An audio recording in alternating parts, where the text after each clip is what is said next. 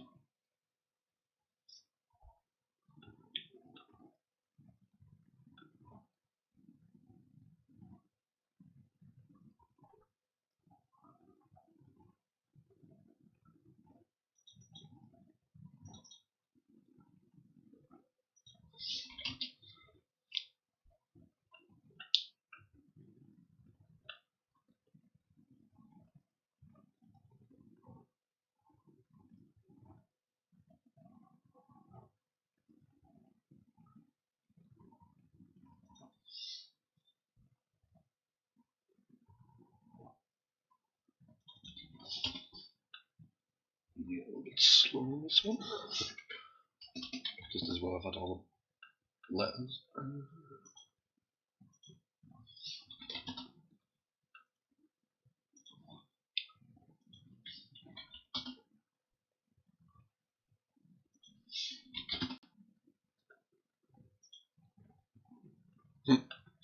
Okay, that's enough of that.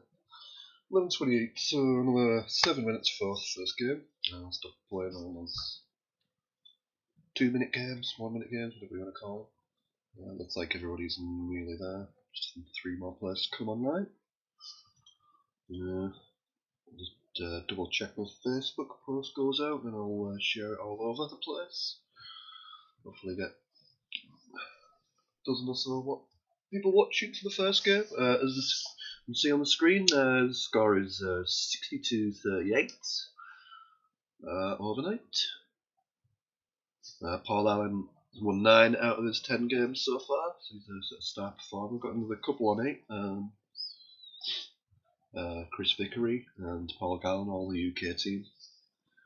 Best performance for South Africa are Stephen Grust and Dinah Mason, both on 6.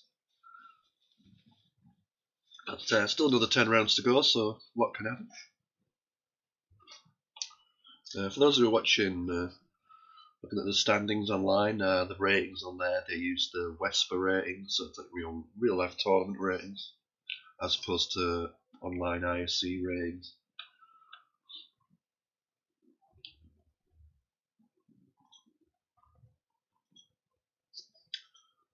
You can catch the standings. The link in chat.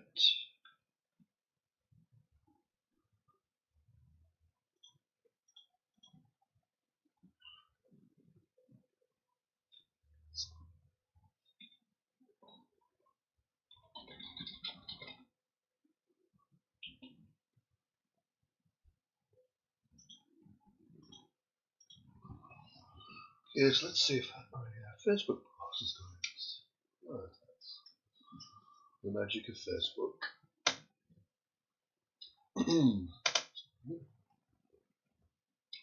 If anybody wants a particular game, just let us know in chat. All suggestions, words, and all that sort of thing.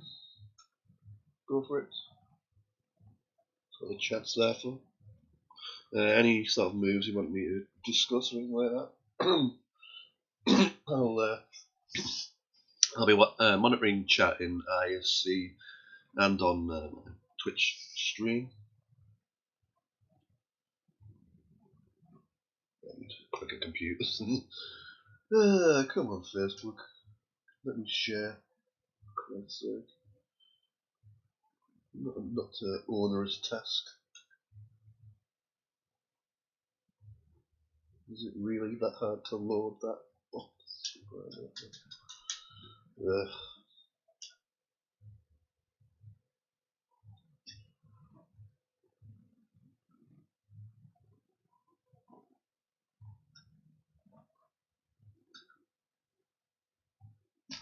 There we go. What else have you? Facebook turned it.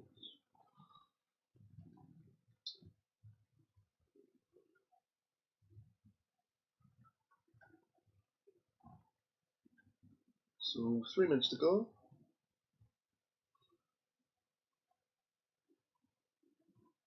If anybody wants to co-commentate, just leave me a message on any of the aforementioned places.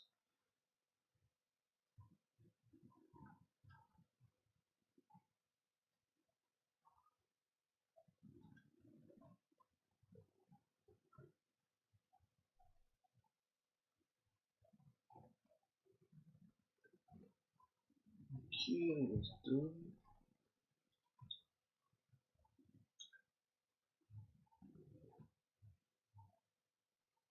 The first game I want to watch is probably going to be Llewellyn against Chris Vickery, I think that was. Yeah. So it's going to be Midas Touch v C Vickery backwards. I'm not going into Red Dwarf mode to say that. I've still got a few people missing. Of course, Midas Touch. There's one I'm going to watch, but I think they've already been on and off maybe earlier. Look. Yeah, they were on earlier, so they're about. So I'm sure they'll be on soon.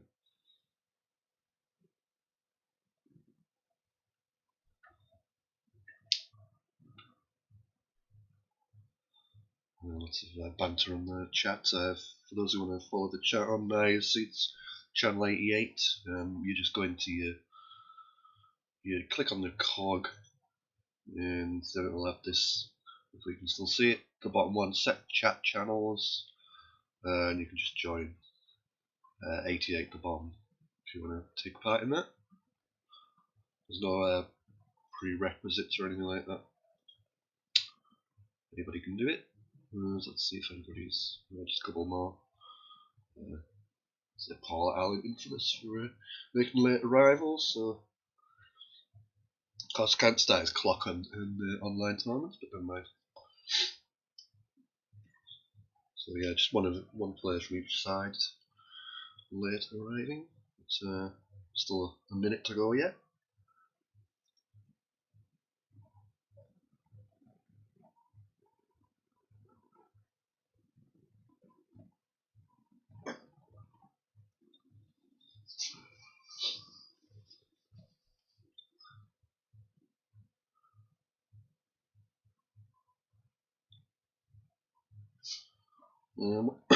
While we're waiting for that, we'll watch from the game started early. So yeah, if anybody who passes on the first move, it's a strategical move. It's goes on the fixtures on a TSH software. On the software, the standings and all that sort of thing, which you keep posting intimately in the chat. They decide who starts. So on an ISC, it just does it randomly. So to replicate who's supposed to start, the player who's not supposed to be starting will pass if by chance they're starting on ISC. So, so it's just to replicate who's supposed to be starting, basically. So Goldilocks, a South African player, UK on the left. So STWL, that is Chris Cobbins, and Goldilocks is Andrew Goldberg. Kind of nondescript opening record. Not quite having eulogia, so I've got another E instead of an A, so start off with Oogly.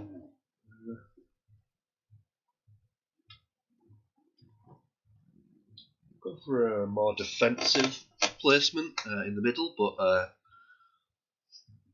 because STWL had an X, it didn't work out that well, but it was a little bit more awkward for getting bonuses down, I guess, that where Oogly's been played, but I'm not sure it's been worth sacrificing a couple of points to do that. In fact, if you're gonna play anywhere, I think it would have been perhaps one place to the left. The E in the double lane's probably not the best position. It's not the most defensive.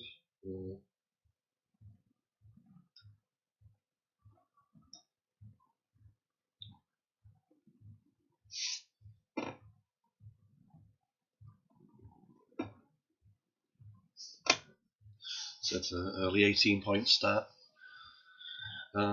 Advantage for S2UL, UK player, but you might have seen a 5-point challenge go through. That's take 5 points off S2UL's score. It doesn't add it onto Goldilocks' score. So again here.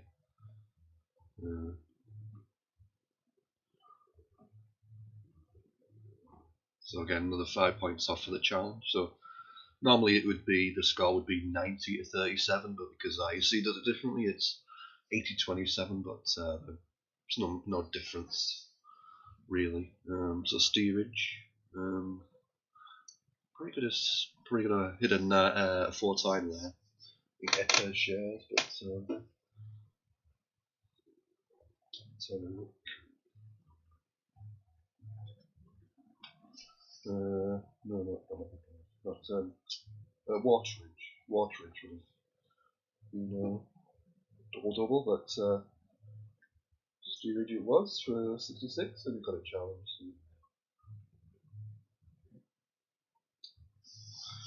And a quick response of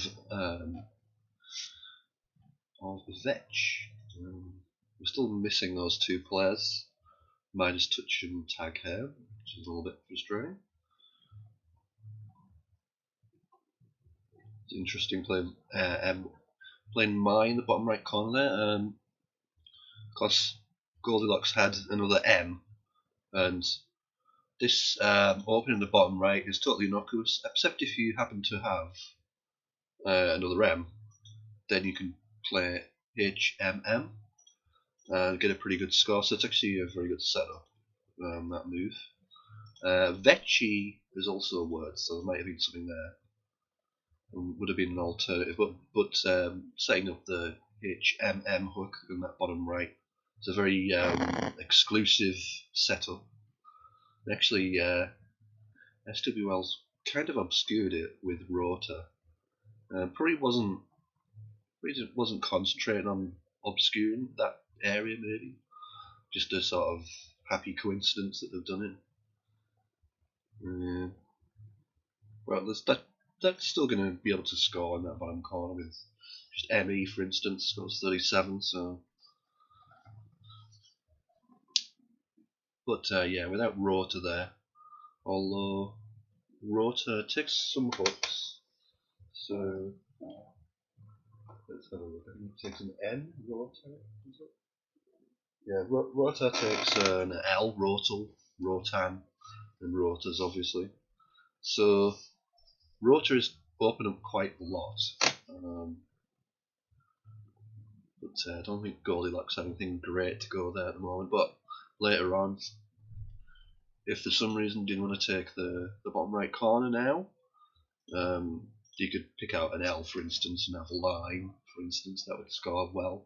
Probably getting nearly 50 points for that. So, but it's just gone for Widen, and Widen ensures that MU, ME, MO, MA, all these things are going to play in that bottom right corner. So it's pretty much guaranteed yourself 37 points if you need it with MA or whatever. So it's a good insurance to have on a board that doesn't have anything great going on. Tagham has arrived. So I think it's just the one player we're lacking, Midas Touch.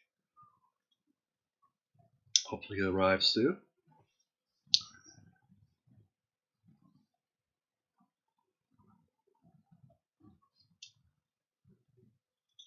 So the scores are 144 to 96. 48 points lead for Goldilocks from the South Africa team. South Africa need to win a lot of games today to catch up. As they first to 100.5 wins. Obviously, it's 10 games every round, or 20 rounds, so in theory it could go 100 each, but as soon as you go over 100 to 100.5 means you've won, basically. That's a kind of finishing line. If we get to 100 versus 100, that would be pretty amazing. But okay, so gone to Goldilocks gone for Tala there, keeping that M back again. Could have just cashed the M in, but it would have kept 2 T's back. So, and that Z line is very accessible. So that bottom right corner is going to stay there. Basically, there's no way. I guess there's some the only way I can see it could plausibly get blocked in any way is if, for instance, STWL wanted to jump off a Val, or if they want to open something with Ohm. But that's pretty much going to stay there until somebody plays MA or whatever. There we go. There's Midas Touch. Got a full house now. I may as well watch this game out since it's reasonably close. So lag goes down, and as I mentioned earlier, a lot of times Chris is on the left is a very fast player, so I don't expect the game to take too long. So yeah, leg's quite open, and yeah, it goes down. Could have played Ita, making Naga. Naga is some sort of mythical creature. Somebody who plays far too many computer games. There's quite a few Nagas come up in those. So yeah, 57 the difference. But bonus lead really for South Africa here. Still got that bottom right spot. MA. Maybe I think this might be the time to play down there. Yeah, there it goes. 37. Yeah, that's quite a big score on this board. I mean, it's stretched the lead to 94, so a nice kind of opening move from Chris. Fortunately, it's not going to work out for him. Unwarier, and of course underneath the U, you can play something there for a bonus. So see if anybody can find some of the bonuses there. I think there are at least three sevens with that rack from memory, unless I've made them up, which is very, very possible. But yeah, it was a nice fork, what we call a fork, where you open up two separate areas of the board with one play. So I opened up two bonus lines, which it's pretty much impossible to block both. So, and that's kind of what Chris needed to do. Unfortunately, Goldilocks just has the rack to capitalise on the opening. It's just the way it goes. So yeah, there are indeed 3 bonuses here, 3 7-letter words. If you find any of them, let us know. Oh, Goldilocks has he's got the V and the I the wrong way around, basically. It's Stuiver. Stuiver. This is a Dutch word. It's a Dutch coin worth a penny or two. Also Stiver. So it's going to tighten the game up a little bit with Endine going down for Chris, but Goldilocks still has the bonuses. So he's got Virtues, got Stuiver, Stiver, and the other one is Reviewist, which is strange spelling, R-E-V-U-I-S-T, but so those are the three sevens playable here. And yeah, it's got the right one this time. And it's pretty much once that lane goes above Endine, that UN hook, which you'd think would go pretty soon with Job or something like a Job or Jib.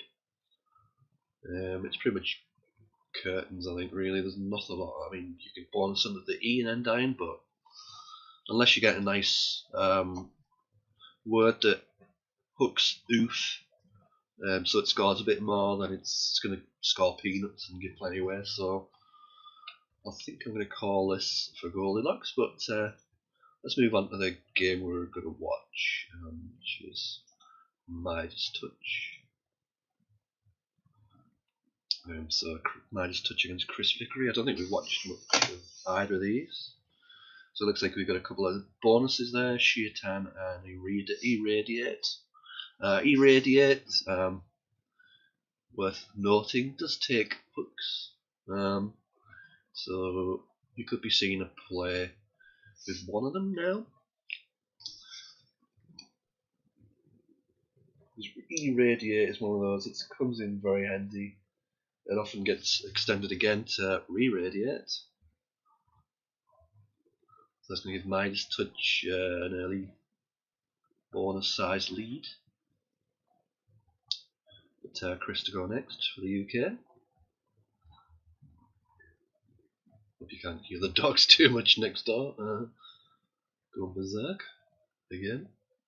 So yeah, 68 points the difference, but very early stages. Nice play Fitley to solve that clunky rack and score pretty well too. So it narrows the gap down to 28. But Midas Touch looking in good shape with this rack. A couple of bonuses, a couple of sevens there. And they're going to play in a variety of places. So okay, gone for Eco Stay, but more aggressive option was B9, Acetose. Also Cortes with a double E. making ifs was a possibility. Ecostate's a little bit more defensive than Acetos, so Acetos would have opened up a 9 timer, which you might worry about a little bit when you're 100 ahead, but I think I would have played Acetos myself, but just because it scores so much more. We're talking about 89, I think. Yeah, it's too many points really to give away. But Ecostate's pretty good, so Ecostate's like one of those portmanteau words. Oh no, it's not. Huh. Interesting. So Ecostate. Does it take an S? You'd think it'd take an S, wouldn't you? Economic state, but it's not that at all. It's to do with cost state, I think. Refers to a leaf having no ribs or nerves, so like costa, intercostal and all that sort of thing. It's like your rib cage and all that. So it's to do with that. I didn't know, but so yeah, that could definitely trip somebody up later. Maybe Midas knows it doesn't take an S. But yeah, it does block things up nicely. Ecostate, I don't know. Ecostate, I think we'll say, whether it's right or not. I just pronounce words in a way that helps me remember whether they take an S or an adjective or not. So ecostate or ecostate, anything like that. I think I'll try and remember it like that. But amuse is a nice word, but alveate is another adjective. It's a nice play from Chris. Brings the UK within 23. There's no such word as alveate, there's only alveated. So it makes it a little bit harder to remember it. And that means it's an adjective, it means vaulted like a beehive. So there you go. So it brings him within 23, makes it a pretty tight game. Midas touch.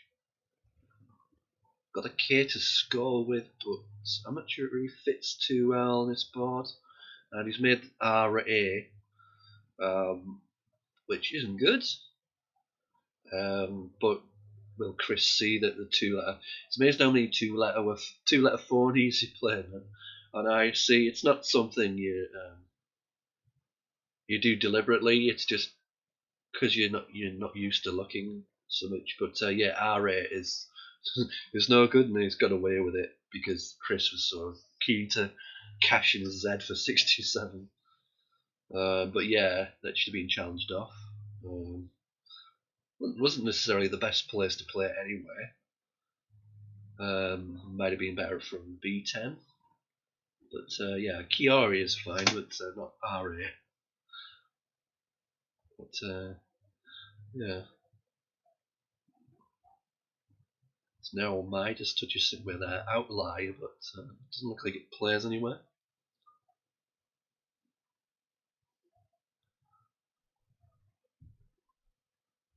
And this is kind of a frustrating wreck because it's obviously a very bonus prone wreck, but and that G1 spot looks pretty helpful, but fortunately, because the word starts with a vowel, it's not going to fit down. But Tory line, nice word, keeping the E back. Slight 5-point advantage to South Africa, but UK to play next. Bag's looking pretty horrible, to be honest. But yeah, that X was great to score with, but does leave Chris vulnerable next turn. He kept 4 consonants back. Spot for choice with the X really for places to go. There's this spot in F10. There's also the A, the J13. So yeah, 3 places to cash in the X. But yeah, picks where it was played is definitely better, more defensive. Midas touch definitely not had the Midas touch with this rack. As we saw on Chris's turn, there were 5 O's unseen, and Midas has got 3 of them. So yeah, I mean that bag is looking absolutely. I mean it's one of those. It's a feast off famine rack. It's not so bad in some ways because there are only 5 vowels unseen, so you know your opponent is going to struggle. So you just have to like ration your vowels at this point. Don't play something like Ronio. I mean, normally you would just play Ronio on a flash in the spot, but you need to look at what's unseen. I mean, oh yeah, it's still a good keep with those unseen tiles, and it might be the best play, but you need to be conscious that there are very few vowels to come. So it's a tricky one because you do need to catch up, but it's one of those situations. Normally you'd need a bonus to catch up, but you could easily catch up without one if your opponent is vowelless, which, as we saw, Chris left 4 consonants, so it's a distinct possibility. There's the Q to trip people up at the end. This is quite a big potential. It's a nothing-looking spot, but if you've got the H, you could hit something big down there for 50. So there's plenty of ways to catch up. It's not, even though the lead is nearly 50 points, you don't need to play for a bonus yet because there's plenty of life left with this situation. It's kind of difficult to open anything up. There's only really, you could play across here, but I'm not sure it's really worth it. But play like Vor or Vo. You might actually play something like Vor or Vor. Normally it would be no-brainer to play Vor over Vor, but yeah, that's it. So yeah, gone for Ronio, which was fair enough. Keeping 2 vowels is pretty good. As you can see, Chris he's been a little bit fortunate. He's picked up a vowel. He's also got. You should definitely try and turn over tiles here, not just play. Like you could definitely play a WO for 30, which it's reasonable, but chances are you're going to pick 2 constants out with those unseen. So you'd probably be tempted to go for more turnover with something like this, like with Crown. So yeah, I definitely agree with Crown. Turn over more tiles and make sure you get a vowel, or give yourself a better chance of getting a vowel. Of course, it does risk you getting the Q, but as you can see, Midas touches it. South Africa 46 behind here, but gone for quotes with an O. Again, probably played quote there instead of from B10 down to take out the vowel, and hoping your opponent is vowelless and can't do anything. But you can see again, because Chris played those extra tiles, he's managed to get a vowel. That one vowel is the difference between having. Well, to be fair, I mean, probably would have had SH or something like that anyway, but having that extra vowel makes a big difference. Having that vowel rather than no vowels makes a big difference. So it's probably be a very interesting end game if Chris had no vowels here. But I think he should be fine as long as he plays scars with the H. I mean, he could even just play SH. SH might be the play to keep a vowel back. I could do Gosh for a bit more. I don't think he's kept a D back and picked out the D in the bag. So Chris has DGST in his rec. So he's all got constants, but he has a 50-point lead. So it's going to be with these awkward letters. It's tricky to catch up for Midas on the South African side. But he has got Viv and Favia, but we've just gone for FA. So Chris here needs to just basically ensure he goes out in 2. Excuse me. Yeah, Chris just needs to make sure he goes out in 2 and he'll look fine here. There's the only way he can lose is if he gets cute and leaves extra turns. Midas touch with those unseen doesn't look like he's going to be able to go out next turn with a pretty ugly PUV and everything else. So yes, Stend, where did that play? Yeah, Stend through the EN. Seems reasonable. Just leaving the G back. Should do the job for Chris on the UK side. I'm not sure about FA. I think you need to go longer, threatening out maybe.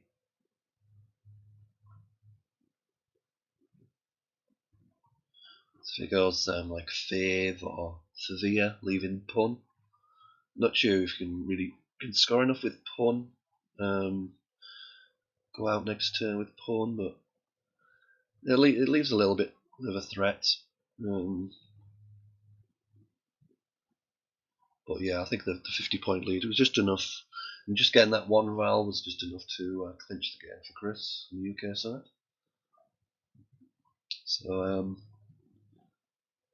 that should be it really. We shall catch one of the other games shortly. Probably Tag Ham because it started late. Yeah. So yeah, we'll swap over to Tag Ham once this game finishes. I don't think there's anything. I mean, yeah. Well, we'll swap over to Tag Ham because this is over really. Just the G left, so yeah. So Maddie representing South Africa on the left, Tag Ham on the right, representing the UK. Looks like a 67-point lead for Tag Ham. Looks like he's got this game in the hands, in control. There's still a couple of blanks left, so could make it a little bit interesting. But I think with that lead, it's not going to be it's not going to be enough. Even if Maddie's sitting there with 2 blanks, I don't think he can do enough to catch up. As long as Tag Ham doesn't come up with a phony here, it should be fine. So he's got this obvious place to go is H15, making 10. 10 is a Spencer word for taken. So like melt, for instance, I think that would pretty much win 100% of the time. Although, to be fair, yeah, there's the options of there could have been a 9 timer through the PO, so that could have scuppered things, I guess. So yeah, but I was going to say that Maddie had no blanks, so yeah, looks like another win for the UK on this one.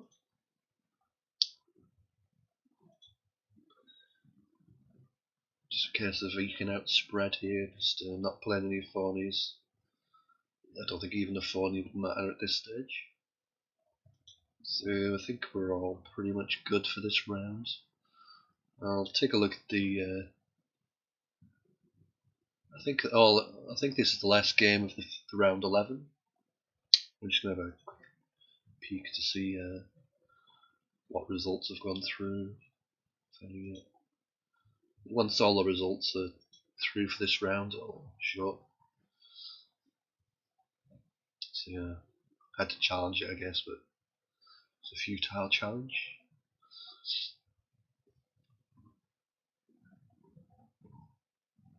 Yeah, not a good word. Yeah, I could have played Quep. Quep would have worked, but not Quap. But yeah. Academic at this point. Just means a bit more spread for Tag Hair on the UK side. But it's not going to matter really, I don't think they're spread.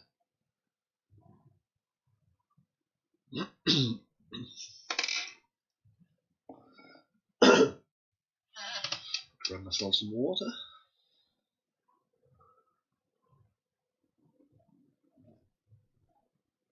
So yeah, let's swap over to one of the other games.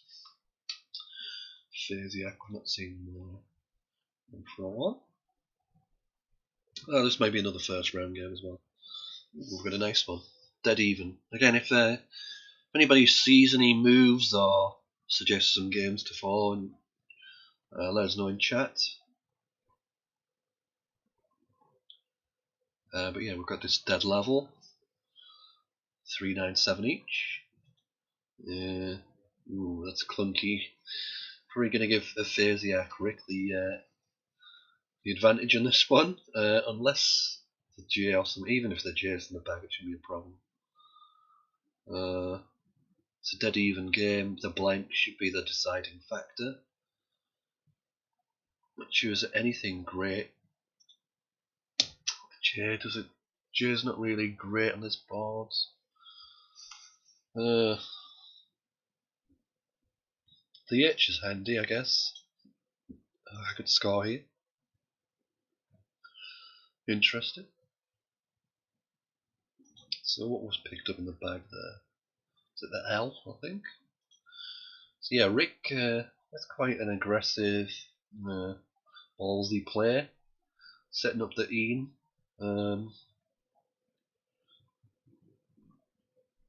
It's probably working through. I mean, he's gone down to 15 seconds, so it's given Ike a headache to some extent, because Rick has left plenty of bonuses. He has to block basically, and to me it looks like Rick has Danegelt to the T and Strobes. Whether you'll see that or not is another matter, but so basically Rick has bonuses in both spots, I guess. I mean, he's got a gleaned or something from the making Gene.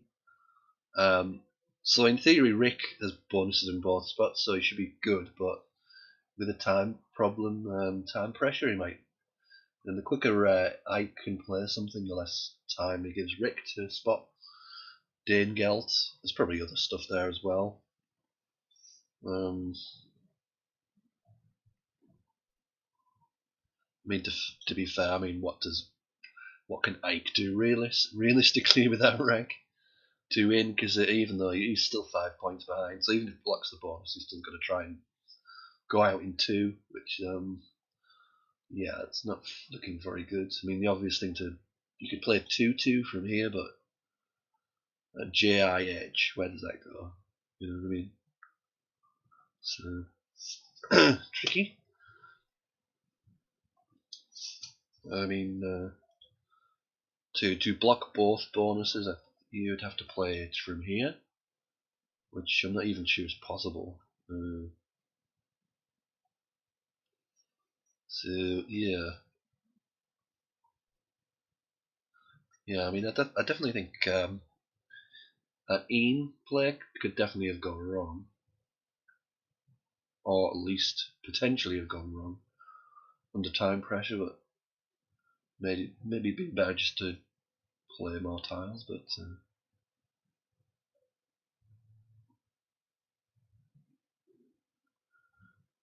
yeah,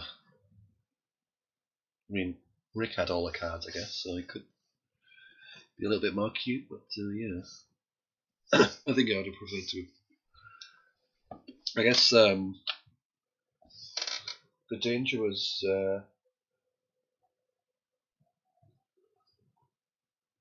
Well, I'm trying to find with that I could cause damage, but I'm just not seeing anything. And I guess you're basically playing Jun or Jin,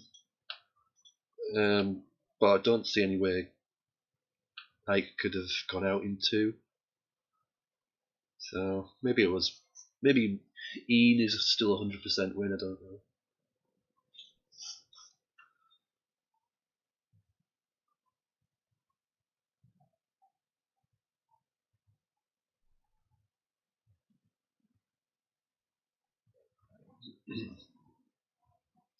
It's both players gone a long time now. A little bit easier on ISC to play things quickly than yeah, it's just basically I couldn't see anything, so I was just played off the G and then large, pretty much unblockable. So that wraps that game up for the UK. Rick Kennedy winning that one, 486 to 417 for the UK side. With the out bonus. Let's see what else we can watch. I think we'll just confirm. Oh, we're on to the next game now. Some nice booze, but we'll watch one of these games. See Natalie Z. We haven't seen much of Natalie. Natalie and Zuma. Two female players. Scrabble at the top end tends to be male dominated. So nice to see two top female players doing well, playing each other. So starts off with Wino for Yuma, and then Natalie, the UK with Poland.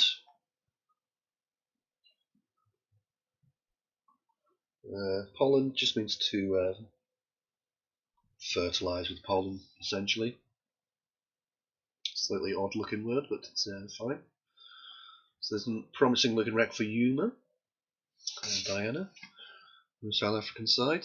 We'll just have a quick look to see if the first round of the day has gone in, round 11. See if so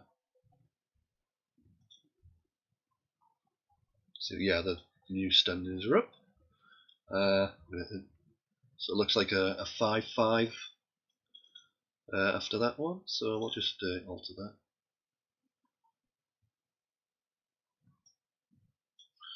5-5 round, which obviously is good for UK team really. 67 to 43, so it preserves the lead. Obviously the UK just need to basically winning half the games, they'll be absolutely fine. It's the South African team that needs to catch up, so 5-5 is a good result really for the UK. Edging close to that finishing line of 100.5 wins. So yeah. So yeah, it could be a frustrating rack. The rack could go nicely with an R or an N, because the N's gone. Let's have a look. If we're missing anything. Very possible. And an S also would have given a bonus. So not that many floating tiles, but popular floating tiles. S, N, or R. So there's no bonuses here for Diana, for Yuma. Sorry why I'm taking quite a long time just to make sure she's not missing anything. The G's probably the priority to get rid of. I don't agree with that. That's a little bit unbalanced, that leave. That's left IEES. Definitely would have kept the D back. I think you're looking to play off AGE there really, or GIE. Those were the main ones to get rid of, and it would have been a lot better leave. With the S, you don't really need to create that glade hook. You just made the board a lot more accessible to your opponent, really, because your opponent doesn't have an S most of the time. But yeah, that doesn't look like it's not picked up too badly to that 3 vowel leave, so it might be okay. Not sure. So it doesn't look like there's any. Yeah, it doesn't look good for 7s. Is there any 8s that fit through?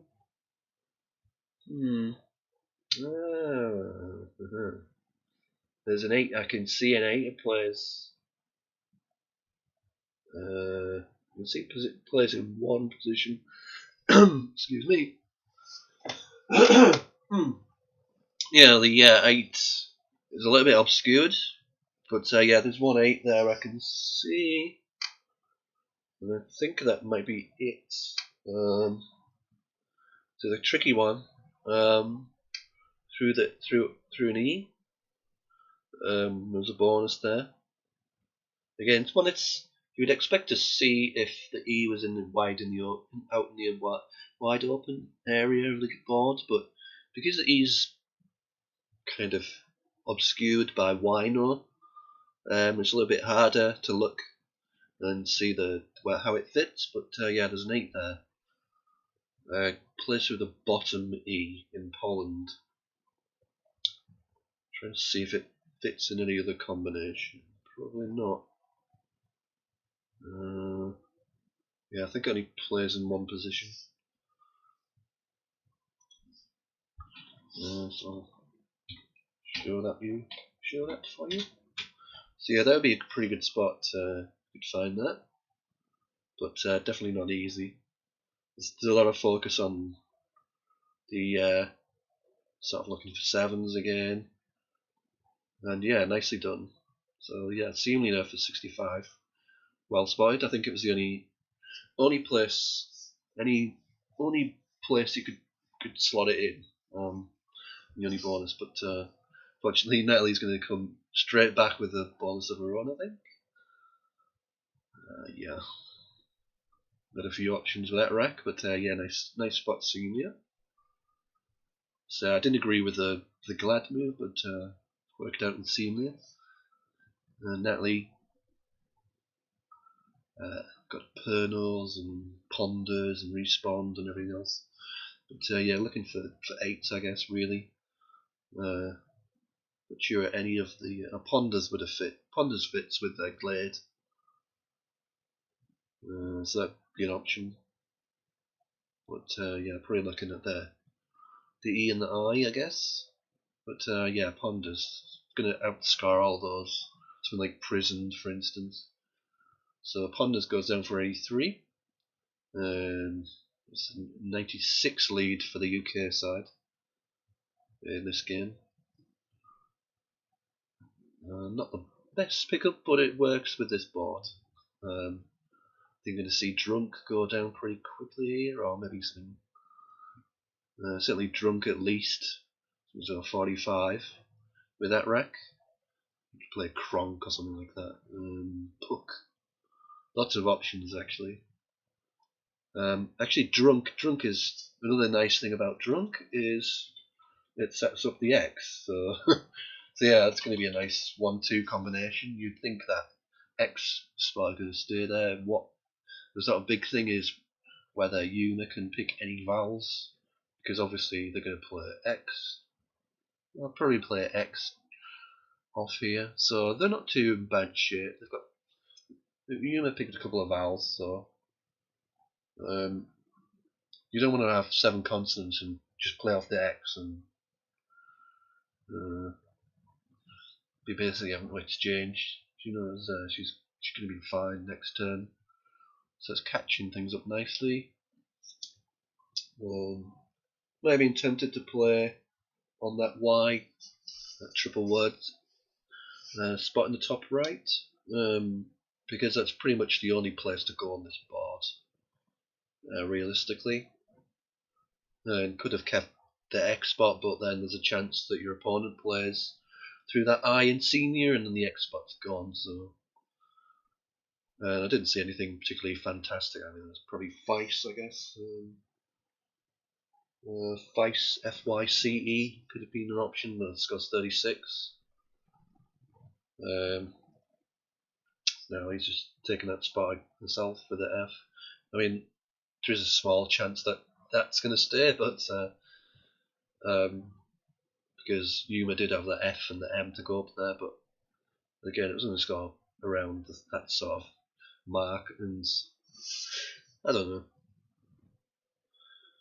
I guess some people would have played in that top right to stop their opponent getting it, and then there's a bit more of a gamble because you don't know if the X spot's going to go. But and that's 26 points, brings the lead down to 46. So UK 46 up, but as you can see, one of the problems with EF was leaving 5 consonants. I think the better play would have been Fit, FYTTE. Probably doesn't score as much, but turning over another couple of tiles. So yeah, I think Fit, FYTTE is better, but yeah. At least on this bar there isn't too much open, while you're stuck with having to probably exchange. I mean, there's BRR and MTH as possibilities, but are they worth it? Or you could play something through the U, which has just been opened. Again, can't have been as burnt, but Is it worth it? I mean, probably. In terms of score and leave, Burnt leaving TRH is quite nice, but you are open up the triple and the double word score with the triple letter combination. So that's fair enough. Beths, keeping double letter with a couple of constants. 18 points, pretty worth it. And not the best pickups for Yuma. 64 the difference. Need a bonus at some stage, you would think. Board's getting more and more awkward. Actually, Beth's play has opened up that D somewhat, because now Bise plays, BISE. So that leaves ED endings for bonuses now. So it's opened up a little bit. But you'd think that error in the bottom right is going to get closed off sooner rather than later. That's pretty much the only open area, and it's also the only area to score. So Gam goes down, fair enough. Morning Deco Lady, or afternoon, as we're at now. So that's Gam goes down, 39 the difference. UK still got the edge in this one. Natalie has picked up a vowel, but not the greatest letters to go with it. But actually, the V is going to be pretty handy here. The V allows to play something like Vin, or FAN. So Vin is shutting that as a bonus, but it does create a nice triple lane, triple word, bottom right corner combination. Bit of hotspot. Just having a look, there's nothing fantastic to go on the end of fan, fanned or fang. So it's not gonna, you can't do too much damage if Vin goes down. You can't do too much with a D or a G really. The Z's gone, J's gone, X is gone. Q's not going to be much use. So yeah, your worst again is like Davy or something like that. So yeah, Vin goes down as you can see. Definitely no such issues, no such threats of a big play down there with those letters. So it's a nice sort of vowel dumpy balancing move of Anoa, the top right, gone down quickly for Yuma, keeping things to 38. 38 points difference. So that fan area is left for Natalie. Can she do much with it? Looks like she's got over or tower. Tower's good, yep. Tower much better. Getting that extra consonant, getting that extra parallel word, parallel play down. So 39 points even. That's extended leave to 77.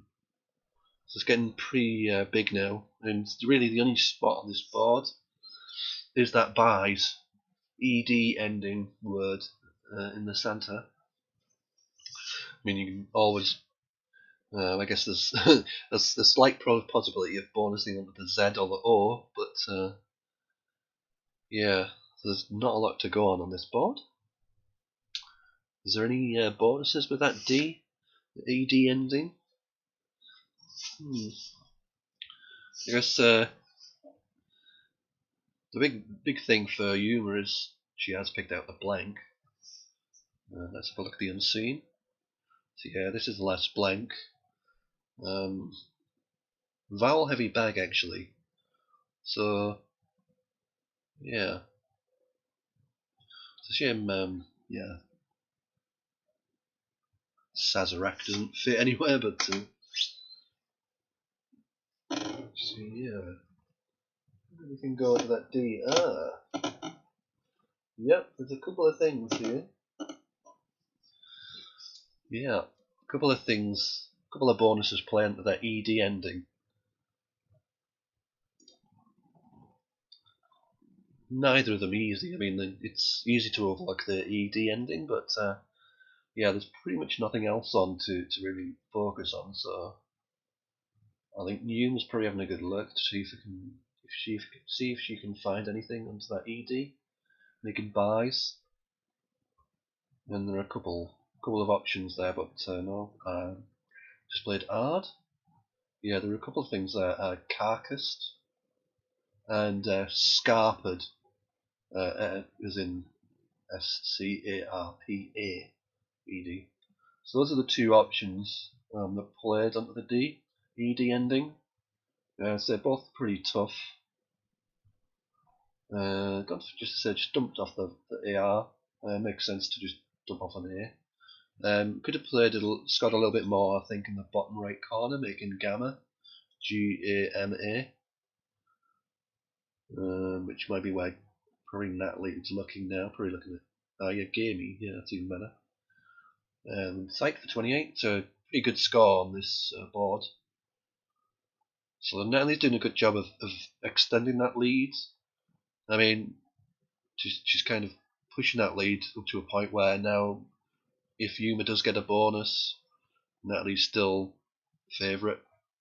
So it's looking good for Natalie, even though that ED ending could be.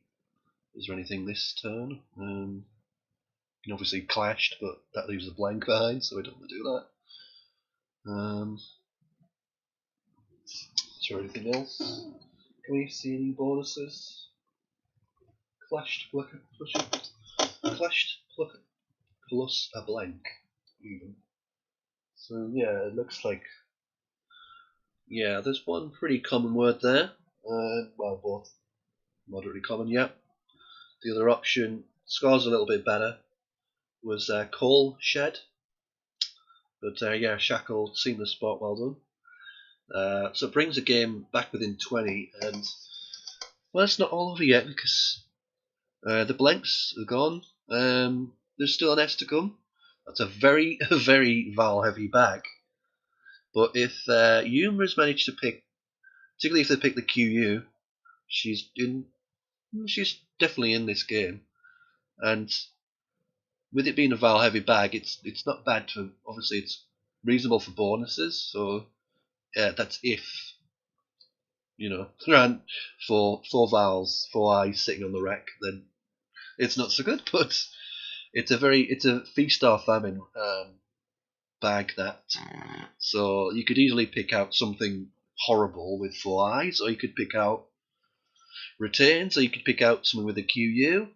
It's very, very volatile pool of tiles, which, given Yuma is behind, that's probably to her advantage. You don't want a kind of clunky, sort of awkward bag. You want something that's feast or famine, so you can catch up leads. But yeah, I mean, Natalie's been managed. I think she picked up 2 consonants there. So I mean, even though Natalie's rack is pretty ugly, she knows she's going to pick up loads of vowels basically. So things like the B and V. I mean, the V's pretty awkward, but at least you can close the board down a bit. But yeah, I mean, it's going to be hard to completely shut the board down because she couldn't really parallel across the top. The C makes it impossible to really parallel above there, but played something like, I don't know, Guan or something like that, but with IN, lots of INs and lots of I's particularly unseen, leaving the G and the G in this position in I1 wasn't a good idea. So Vang kind of keeps control. It basically funnels all bonuses either around Vang. What would be the worst case scenarios? A bonus hitting Vangs, but that seems unlikely. Or most likely bonuses on the second column, through the S or onto the S, and those give back counterplays. So those are less of an issue than bonuses making adding the S to Vang. So it funnels things in the right way for what she's looking to do. And Natalie has picked out the Q, so she's got scoring opportunities, and Squab is scoring pretty well. Pushed that lead to 49. There's still an S to come. So that was the only issue for Natalie, was there was an S unseen from her perspective. But as you can see, Yuma doesn't have it. Although it might still be sitting in the bag, there's still those distant possibilities of bonuses onto the Z, an IZE ending or IZED ending. So it's not totally over, but it is now.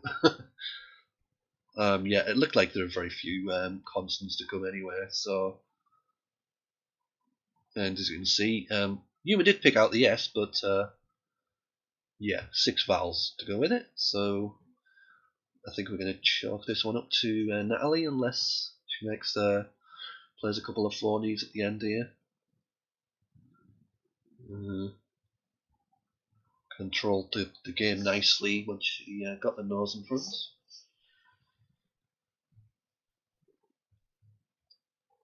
So yeah, Izar goes down, leaving a couple of eyes, I believe. Yeah, two eyes RT. As you can see, very hard to go out with this rack. Score anything substantial. Izar set up Sizar, but yeah, there are plenty of places for the S anyway. Yeah, very difficult to do anything. The 6 vowels with an S. So it looks like another win for the UK side. Going to get edge close to that winning line of 100.5 wins. It's really been once UK got off to a very quick start, getting about a 20 win lead after the first few rounds. It's been pretty much nip and tuck, pretty even since then. But with that lead, that 24 game lead, that's quite a lot to overcome. South Africa really need a couple of sort of 9-1, 8-2 type rounds to close that gap down. Obviously 10-0 whitewash round would be amazing, but a couple of those would disappear the gap very quickly, but it's unlikely to get that sort of that round with such quality players evenly matched. So, Shifty, it looks like probably half of the games are gone for this round. So, yeah, Ewa goes down. We'll just see the end of this. Shouldn't take too long, I wouldn't have thought. It's nothing really for Natalie to worry about. 33 points ahead with no big tiles to come. Doesn't need to stress too much. So yeah, plays Mia on Maya off the M Senior. And Yuma dumps off the S with squabs in the bottom left corner. Just the IT to go for Natalie.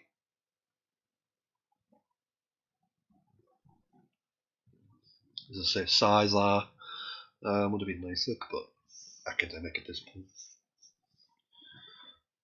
So yeah, best players for IT. DI top. And that's going to see this game out. 4-5-4 to 4-1-3 to Natalie. That's a 41 point win for the UK side. Let's have a look at some of the other games. Have a look at that Tiger. See how that game's going. It looks a pretty close game. Ooh, just got the ending. So that's a win for the South African side against Chris Vickery, a Tiger. 4-2-4. So a Tiger, let me look at. I forgot who it was. Was it Harry Wiggins? Yeah. Probably not that one. Blah, blah, blah. A Tiger.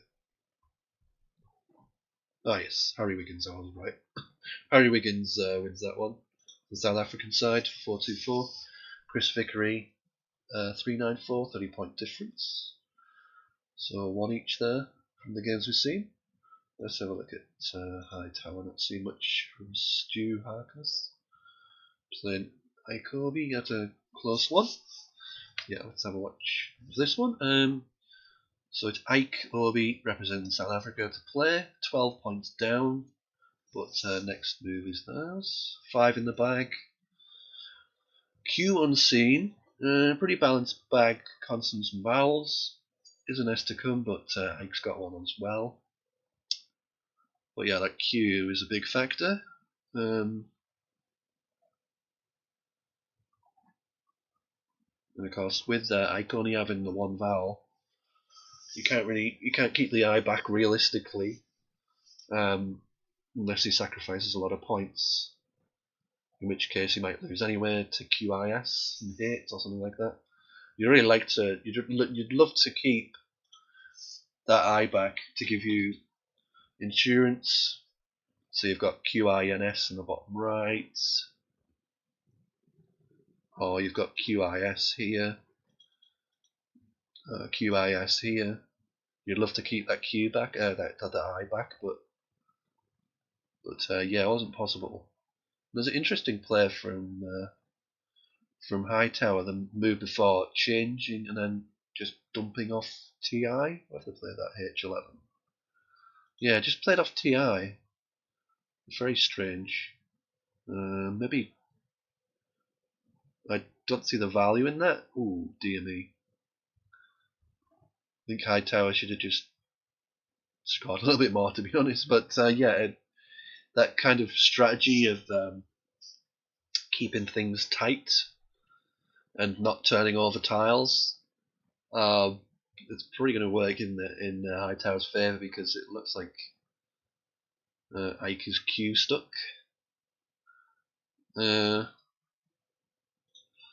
Yeah, I mean, from Hightower's perspective, when he played his 2 E's off, he knew there were no more I's to come. He knew he had the last I, so he knew he's okay with the Q, and he knew if he didn't pick up the Q that Ike is going to be Q stuck, and I think that's going to be the decisive factor, the Q stick.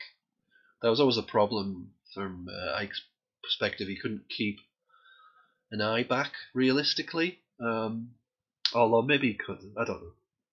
He could have basically decided to just dump something like the D. Did he have the D back then? He could have just just decided to play off consonants and left the I back. But he went for a bigger turnover with snip.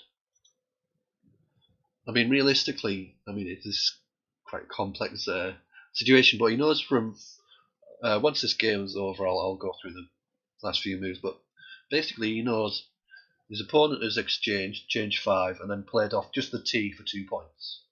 So he knows the chances are his opponent has nice tiles.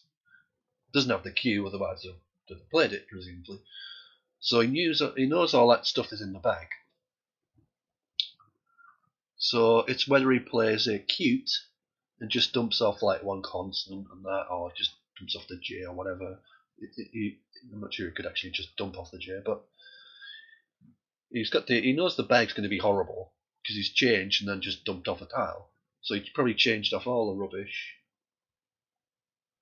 and then nice vowel. Nice kind of bonusy rack because he's just dumped off one tile. And obviously, if you had the Q, you'd play the Q instead of the T, and so on and so forth. So he knows the bag's horrible. So if he plays the high turnover with snip, he knows he's going to get all that rubbish. So it's kind of it's very complicated. I shall re-rigs is good. I think so. Yeah. Re-rig. I'm fairly sure it's good. Yeah. Yes. Re-rig is good. Re-rigs. It's a verb. To rig again. So yeah, Hightower is just going to milk this out because obviously Ike's not going to be able to do too much with 2 C's and a Q. I think you probably dump one of the C's with talk. The top right, not sure you can. The D's not an issue. He's got D-U-H. But yeah, he's going to lose. I got sit as well, CIT in the bottom. So yeah, let me just go through that because there's a lot to explain with that game. And we didn't see what was exchanged, so we'll go back a few turns. Just mind my slow computer. Yeah, re-rigs is good, so they could have gone out there, but doesn't matter, it's just milking it. So yeah, we'll go back to the exchange. So yeah, so Hightower's exchanged from here. Let's have a look. I'm not sure why Hightower exchanged 5. I would have kept ERS back, but not sure what they changed there. So Ike's just gone for score, which is fair enough. Minimise turnover. That's an interesting play to just dump off the tee here. I mean, QI still plays. I mean, let's have a look at the unseen. Wow, crikey! So yeah, that unseen is absolute. Yeah, that's the thing is, you know that once your opponent exchanges and everything, you know that the bag is going to be so skewed, which it is. So yeah, Hightower sees all this absolute garbage. So I kind of, I'm not sure I would have just played off the tee to be honest, but I might have just played the tee off with text and nut. But I guess it's kind of blocking. It blocks something like Jerds, I guess. I don't know.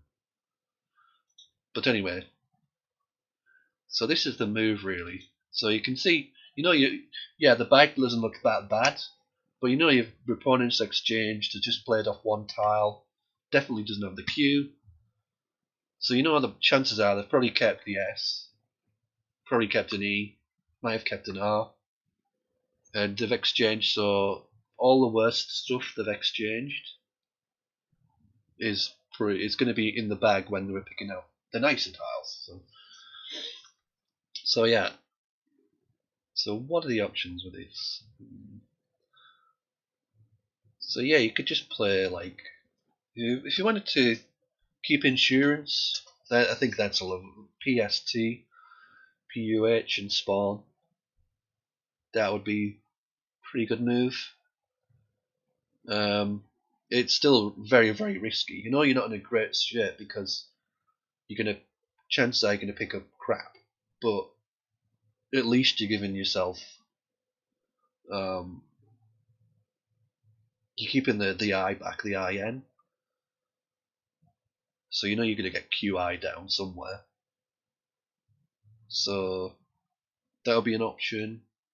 If you don't want to play off too many tiles, if you don't see that spot, you can just play off the T. So yeah, that's an interesting situation, but I don't want to drag it out too much. But yeah, definitely interesting. So let's catch up another game. Let's see. Let's pick somebody slow who's probably still playing the rounds. Oh, we're into the third game, so we'll watch this one. Georgia. Interesting. That's a new one for me. Georgia. Tending to judge others. Judgmental, I guess. Judgy, that looks absolutely horrible. New words to me, definitely. Judgy. You can have it EY or just Y. But yeah, tasseled from Paul Allen to hit straight back with. Give it a 60-point lead to the UK side.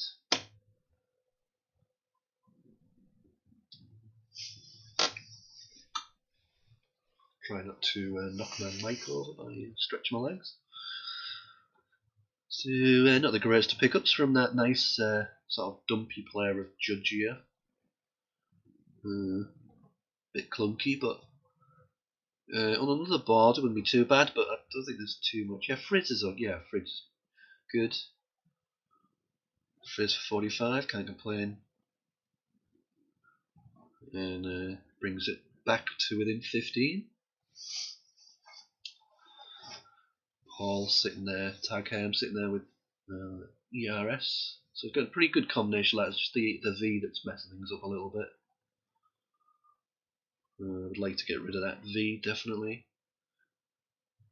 Because it's the V, it's awkward. You can't really just drop the V off. You have to kind of mess up the rest of your rack as well. Vendor, for instance, looks possibility through the D. Pretty sure you can have it ER as well as OR. Yeah, Fender. As I say, you don't want to really play off so many tiles, but then again, it's the V. You can't do much more. You're kind of limited. So that Vendor with the ER ending seems pretty good to me. Creates another S lane. There's only one S unseen, so although the S hook isn't likely to stay in a particularly great position because there's players down here would have maybe mech'd it up, but I did prefer Vendor to EH because the V is going to mess things up continuing, as it's happened again with the kept the V back and got the U. Quick play of Fikey from Tigers, giving them an 8-point lead. South Africa edging this one slightly. So yeah, but as it happens, there's a couple of floating E's which are going to help Paul out here. So he has managed to pick up a bonus, which looks unlikely with the UV, but yeah, it's got a couple of places with the 2 E's there. See if there's any other 8s. Yeah, an A would have helped. Oh wow. Yeah, that's a miss. That's definitely a miss. Paul had nervules through either E, EMU or tasseled. So that's quite a big miss. Well, it's a very big miss, really. It's at this level, it's like that's a probably 30-40 point miss. Pretty near a 30 because keeping the ES back, but yeah, that's a big miss at this level. So yeah, just played Furl, reasonable, but yeah, keeping that V back again. He's picked the blank out, so definitely going to get a bonus, but chances are, played nervules, he gets the blank, gets another bonus, so it has cost him a few points in this game. But he's going to find himself ahead after this move. Just the 1 point the difference now, but yeah. The blank and the S are always a good combination. V not so much, but yeah, can Paul find anything on the triple from A8 or from the L in Furl? Anything fantastic? Shout it out in chat.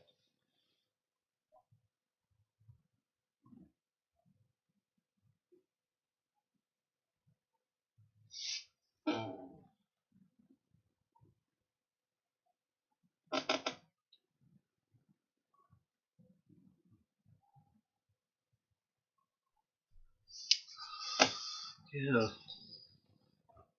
I guess if you can't find anything through there, you've got maybe try and find something that slots in from B11 or C11 going down, making JA or JO or something like that. See if there's anything possible there, or see if there's anything intricate fits in from I1 going across. Seems pretty unlikely.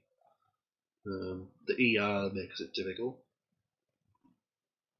And you've also got, I guess, the D and tasseled, but yeah, it doesn't look as if there's anything overly fantastic here.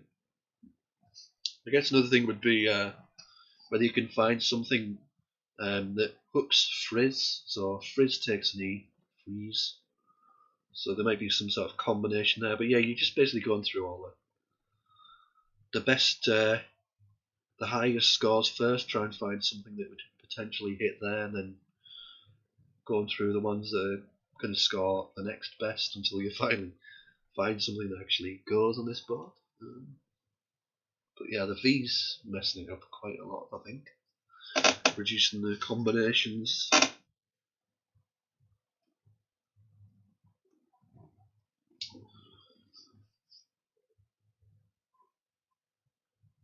So yeah, I mean, I can see a nice one and making freeze, which is fairly high probability, which I would expect Paul to spot. So something going here.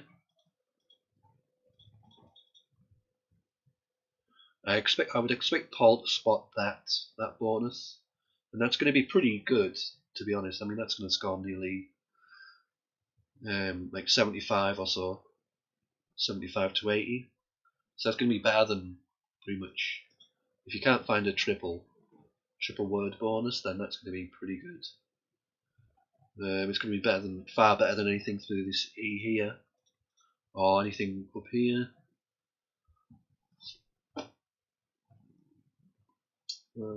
Doesn't look like there's anything else that's high scoring. Just going through the anagrams on Zisifer. Anything through that D? Nope. So yeah, doesn't look like there's anything other than fairly other than lots of face value bonuses. It's this spot from E8 that's going to be the highest. So yeah, see if anybody can spot that in chat. See if there's more than one. Nope, just the one.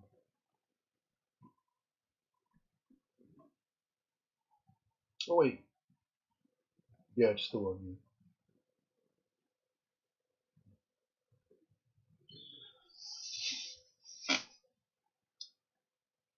So yeah, definitely worth taking all this time off because, as I say, there are no eights that hit the triple. There are no eights through the D.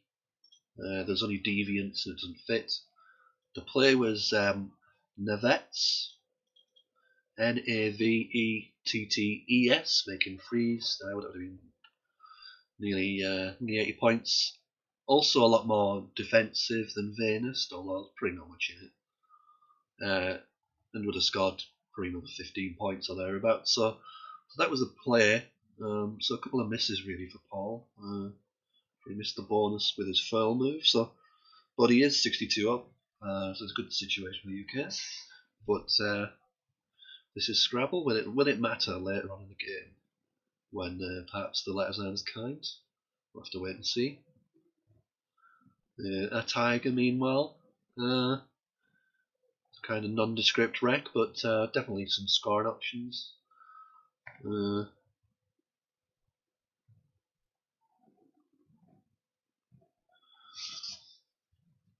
So definitely some scoring options. Got the triple ladder just opened, of course.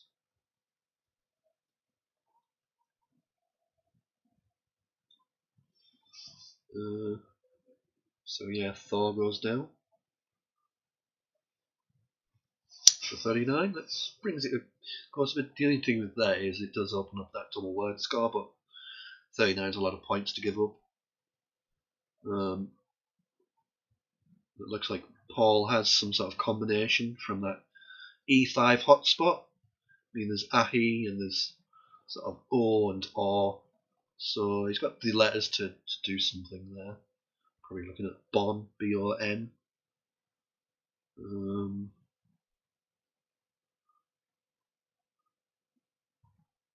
You could keep the just play B or something like that, or AB to be more tight, more defensive. But I don't think it's worth it really. I think Bond's probably the play. It does open up the triple word to lots of flexible 5-letter words. That's the only thing goes against it. So he's gone for a boil to turn over more tiles, score a bit more. Does keep the two ends back. So the leave is not as nice.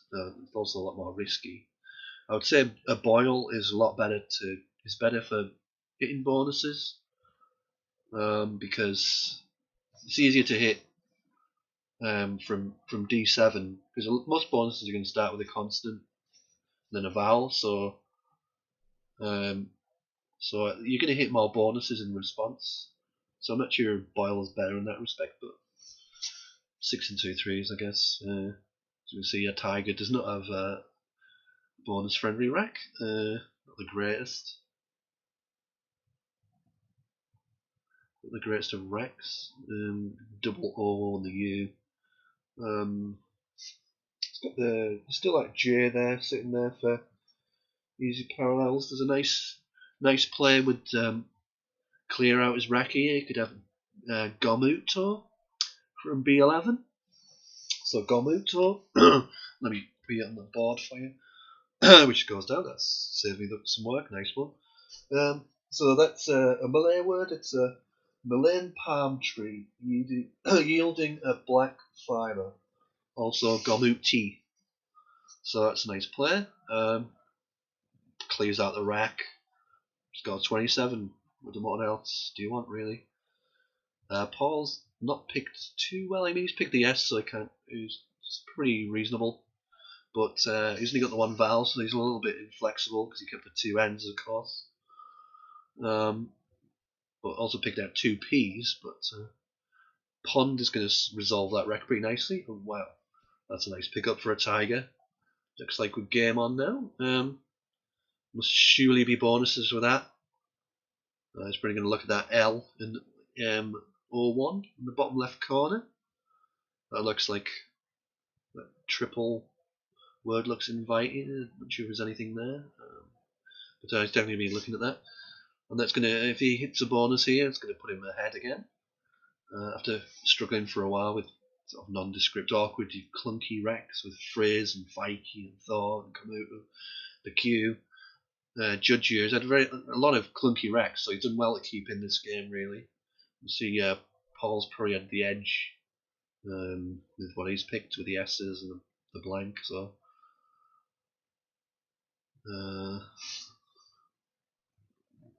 It's just a case of what the best bonuses are, really. It looks like there aren't any 8s under that from that L. You'd think there'd be something through the D.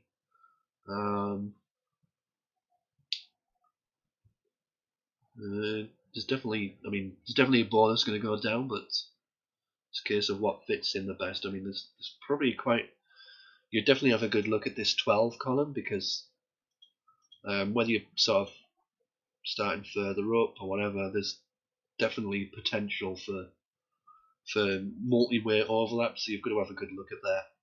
Similarly, you could probably do something similar with through the D and Judge here. But yeah, definitely another one of those moves where you take a while, because the best move might be something intricate, as we saw with Paul's Venus. The best move was Navets, possibly through making freeze. Oh, look at that, beautiful.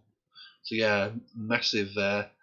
We got six word overlap there for 95. Fantastic play. And a quick reply of Soap from Tagham from Paul. So South Africa 32 up. I didn't get to see Paul's rack, but I know he's at ES and an N. So Paul's keeping a nice bonus friendly rack, I would say. So this is very, very live game indeed. So gap 60 now. South Africa edging this game. Another clunky wreck for a Tiger to sort through in a hurry with Kiwi. So Paul sitting there with two N's. Has he got any bonuses?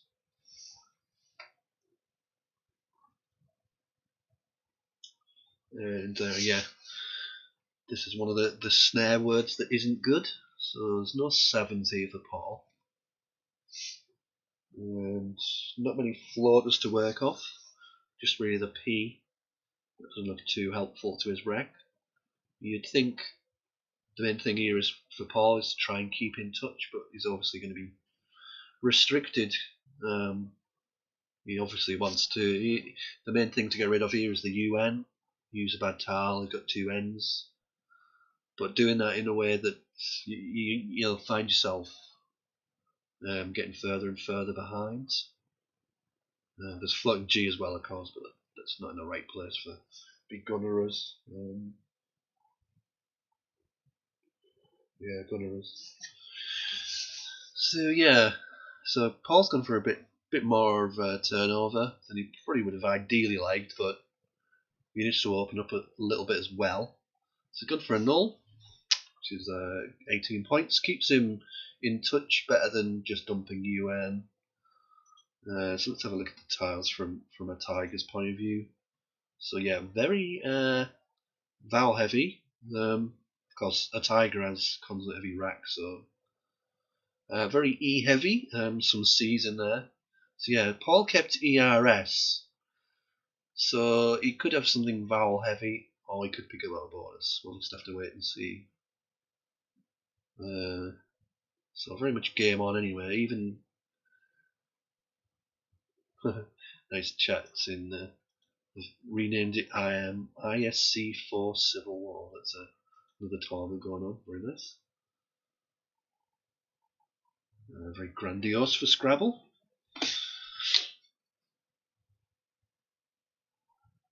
So yeah, tricky situation for Harry with his clunky rack.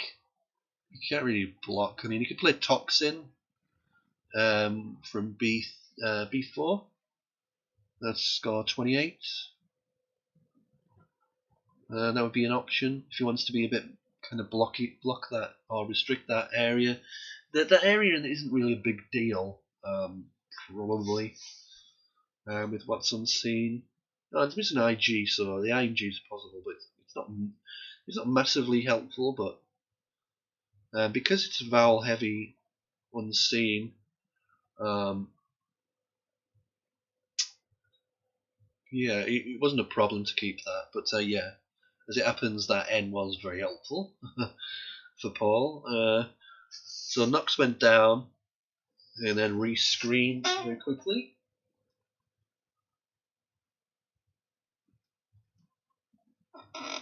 So that's brought things more or less level. 4-point deficit for a Tiger representing South Africa. 3 in the bag. Let's have a look at the unseen. Probably vowel heavy. Yeah, 6 vowels, 4 consonants. The consonants are kind of clunky, but with so many vowels, it's not a problem. So the C, G, Y, and the L are the consonants unseen. So even though it's vowel heavy, there's scoring ability, and yeah, Trivet was probably the play, I guess. So that brings a Tiger to 35 up. He's got a Tiger has Booay, BOOAY left. Oh, that goes out actually, but so that's going to be difficult for Paul. Because Booay goes out with YER here. So that you can't really block that without. Well, you can block it easily enough, but you're gonna probably sacrifice a lot of points in the meantime. Ooh, maybe this is quite this. Yeah, that could be the play, caged, and leaving this, leaving Lie to go out. That may be a winning sequence for Paul. Blocks Booay. Oh, that would be. I think Paul's going to see that a Tiger Harry has the Booay here. It's just a case of does he have it anywhere else? I mean, if he plays caged for 29, that leaves it 3-8-1, so he's still 6 behind. Then presumably Yob goes down, making Joy. So that's going to score 34. So that's going to be 40 difference. So Lie, I don't think it's going to be enough, is it? 9, 12, 24, 28, yeah. So Yob and joy is going to be too much. So yeah, what do you do? You can't play cage because Yob beats you basically. So I guess you have to hope your opponent misses Bue as an out. So I guess you have to block this joy spot with a Y. Are there any other good spots for the Y? I mean, there's Dorby at the top right, which is going to score 30. So yeah, you're just basically hoping, try and find some way of winning. But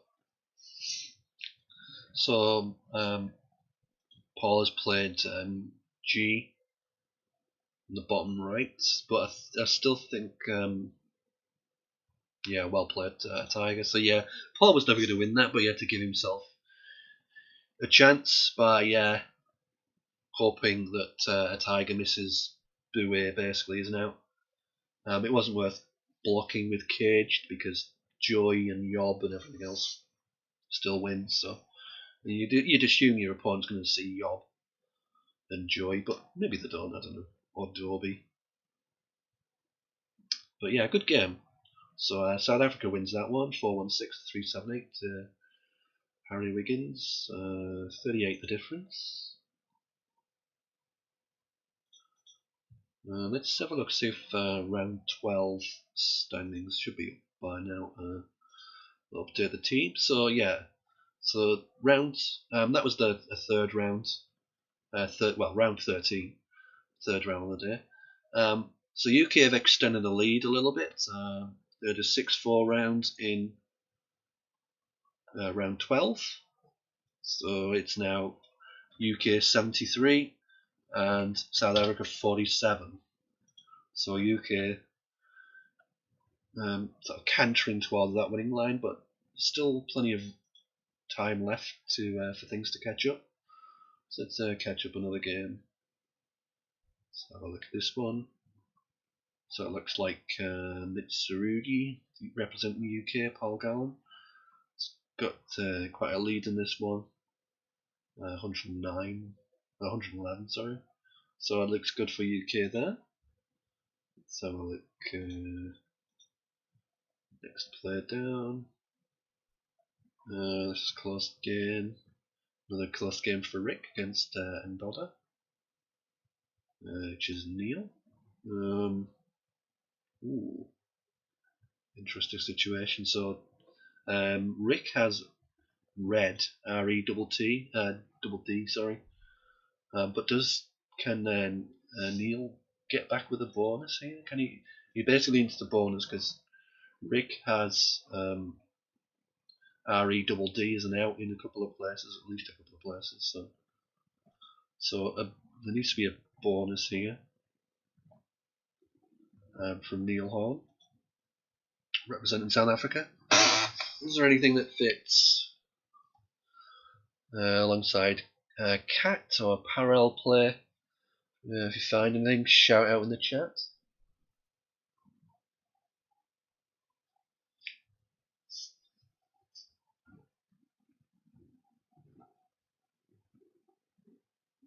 Interesting. So yeah, there aren't actually any sevens at all without Rec, which is highly surprising. It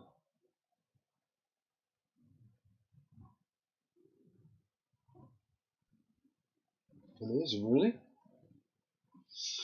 So yeah, it looks like, unless I'm missing, maybe there's a good look for nines through the L, I guess. From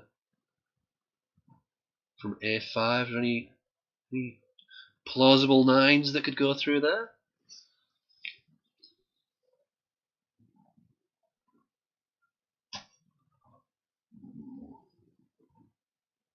Wow.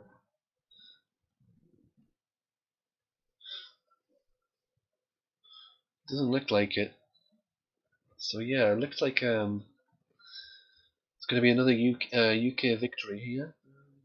Ooh, there's a T as well. Forgot all about the T in Taj. Was there anything under that? Nope.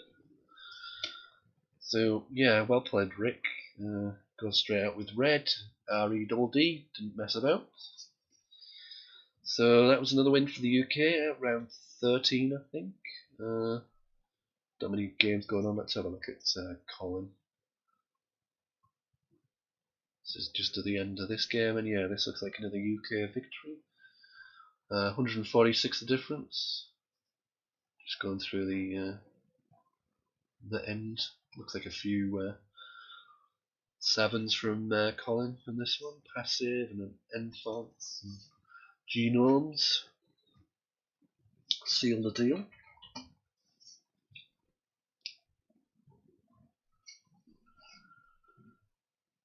Ooh, we'd have Forney challenged off early with the Rewarn. Yeah, Forney's always a big deal in a top level game. Pretty unusual if you Forney and win. Usually, if you're Forney, you're usually in pretty bad shape. It does happen. I've won games where I've Forneyed, but yeah, it's particularly on the first move. It's a big that's a big swing throughout the game. So yeah, that's played out with Eel as Colin. So Colin wins that one. 469 to 335. That's 134. So it looks like most games are finished. I think we're just on the very, very last game in round 13. So I'll just watch this last one.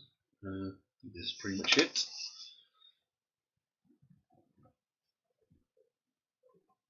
As you can see, lots of games going UK's way by the looks of things. So the finishing line is 100.5 wins. So just over 27.5 to go for the UK to clinch. And we've seen quite a few already in this round. So with this round plus 7 after it, so there's quite a lot of games to go. So UK would only need to average sort of between 3 and 4 wins a round. And it looks like they're beating that average on this game in this round.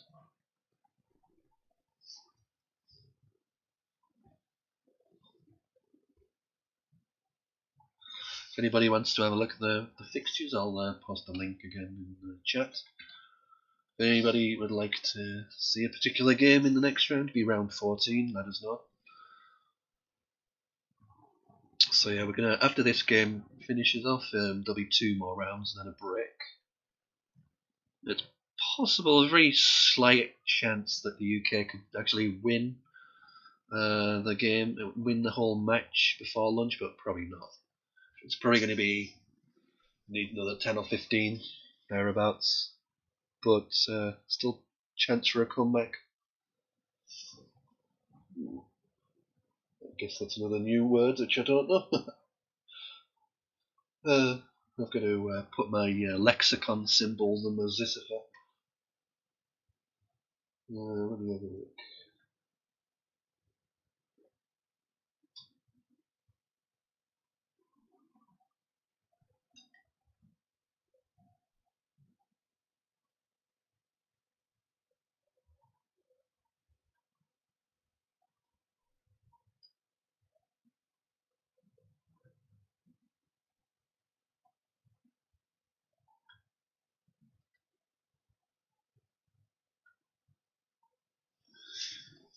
So there it goes. 484 to 375. 109 points win to the UK. Polygon Mitsurugi. So I think that's all the games for that round. Looks like we've got a game started for round 14, so we'll catch that. Chris Vickery and Diana from South Africa. Diana Mason. Yuma 3. Yeah, pretty much caught this from the start.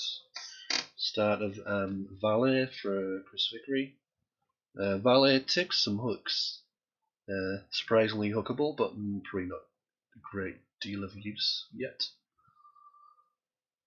And Yuma cashing in that X40 with XED. One of the most stupidest words I've ever seen in my life. Yeah, I can't stand XCD. It's the most farcical edition. That's one of the ones I can't stand. And what's the other one? X-Ray. I mean, X-Ray is less awful, but XCD is just tripe. Absolute garbage. So yeah, my sister is updating. I'm pretty sure Valet takes an AES from memory, but yeah, it doesn't really matter in this situation. So 25 points the difference. UK with a slight lead, but Yuma sitting with a blank. Got possibly looking for some bonuses. Could be looking promising, certainly. Let's have a look to see if the standings are updated for round 13. I think all the results are in now. Yeah, we go. So yeah, what are we? Yeah, it was a 7-3 round for the UK. So let's update that for you. So UK are on 80 wins now, and South Africa are on 50. So just 20.5 wins needed for the UK from 7 rounds. So 3 wins a round is all I need, with 7 to go. But stranger things have happened. So down goes Faintest from Yuma, 70 points. Looks like we're going to see another bonus pretty soon, I think, from Vickery. So Chris Vickery from the UK, 45 the difference, but yeah, I think we go bingo here.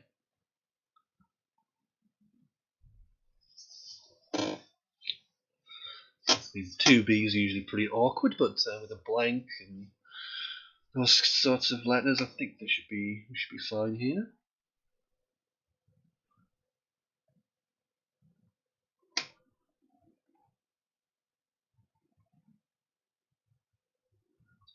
Chris has gone for Yobbia,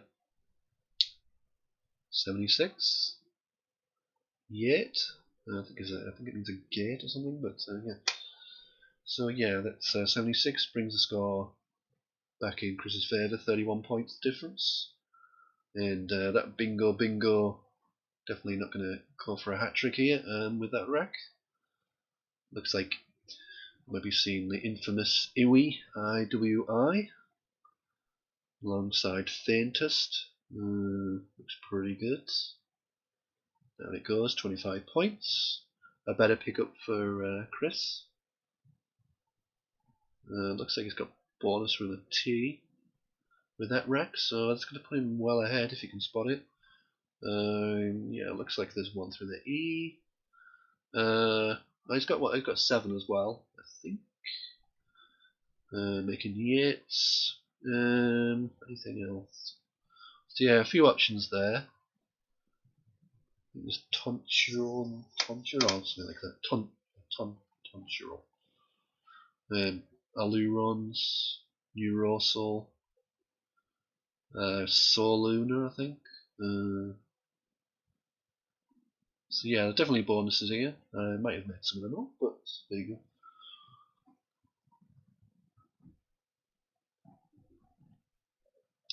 So yeah, wealth of options really. I guess Soluna is going to be better. Still going my Zisifil with its database generation.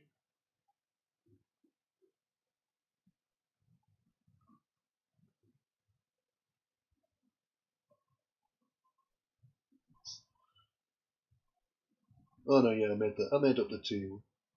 There's no bonus through the 2. So yeah, Soluna is the one. Allurons, nothing else. Okay.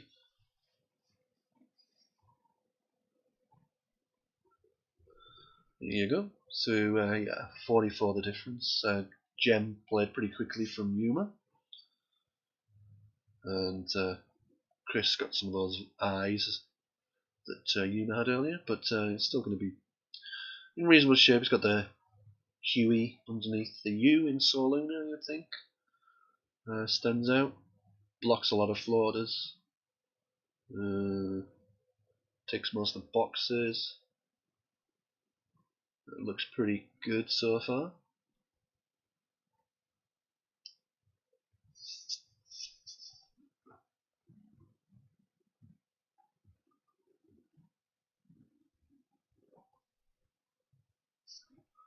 Yeah, I'm not really seeing any great alternatives, to be fair. I think Huey looks pretty good.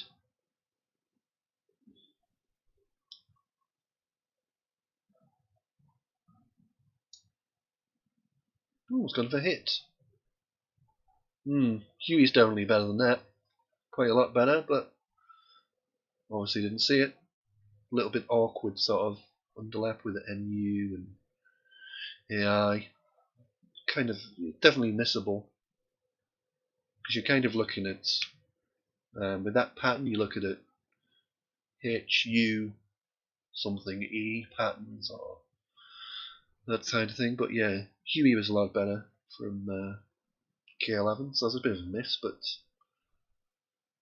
let's see if it matters on the next turn.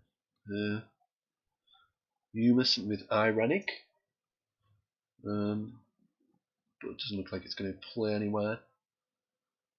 The T would usually be a good float, but I don't think there's anything like Ictarine and Reinsight. So yeah, nothing could be done. It's a difficult board. I mean, there are bonus lanes, but they're very specific. Don't think you could spell Nice like that. So I think that might be coming off. Nice is IE, I believe.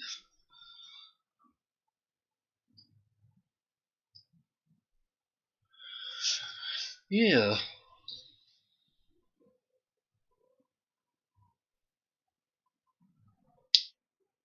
Yeah, not being challenged off yet. Yuma's in, sorry, Chris is sitting with 2 U's and a V, 2 N's as well, so not the most lovely of combinations. But yeah, Nice is not good. Used to be IE, but not being challenged yet. Of course, if it isn't challenged, then it's still on the board, but it's up to Chris to challenge. This tournament is 5-point penalty challenge, so in the UK we generally have a free challenge, which means you can challenge, and doesn't matter whether there's no penalty for challenging valid words. There's a little bit more pressure with the 5-point penalty, but yeah, maybe just not. The thing with playing online is words don't register in the same way as they would in person, so there's a lot more like 2-letter phonies, like not intentional, just people all know that they're not good, but they've just played them by accident or whatever. So the brain works in different ways when you're playing online. So yeah, maybe get away with it. I mean, or I could go for the long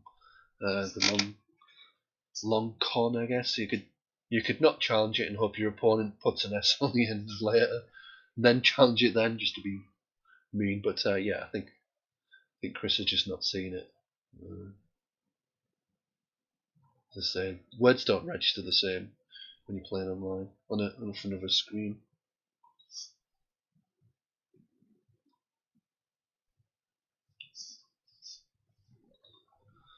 Yeah. So yeah, Nice on Nice got away with it. I'm surprised Chris played Uni. I mean, I can understand he probably doesn't want to open anything up, given the scoreline. But surprised he didn't go with uneven. That would have balanced his rack a lot better. But balanced his rack a bit better and scored a lot more. Uni takes an S, Sunni or Sunny. So and there are still S's to come. So yeah, that kind of opens things up just as much, really. Even though it doesn't give the same float as it does give bonuses to anything ending in S. So I'm surprised he played that, but yeah. I mean, he could have played nub. One to the left, which would have scored just the would have been just the same in effect. Although obviously the end's a better floater, would have scored another 4 points. But yeah, interesting choice. And Chris not worrying about opening up the 9 timer, which is probably reasonable this stage, but gone for Vide and peaked 34. Quicker response of cashing in the Z for Yuma with Zen. So that brings it within 27, UK leading. Chris sitting there with unhelms, but that's not going to go anywhere.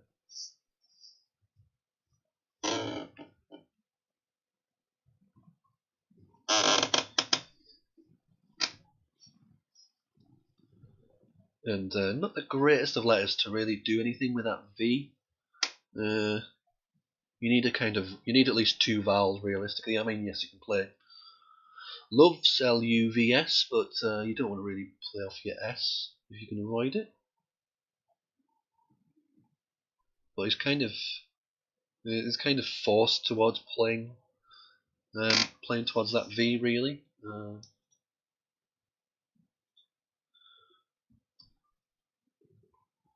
Because it's the main opening. Let's have a look and see what's unseen. There is a J left, so actually very only 2 E's to come. So yeah, there was kind of it was forced into playing to that area because it was everywhere else is so blocked. So it's really the only area you can go. I mean, yeah, there's the T in faintest, but that's going to give counter plays and they're not going to score much. So Love's playing through that V was the priority really. Yuma, Rack's getting pretty good. Still double R and the O's not ideal, but let's have a look at that unseen. So yeah, lots of O's to come, so you probably want to avoid them. And you'd super want to keep hold of that E. Really want to keep hold of that E if you can.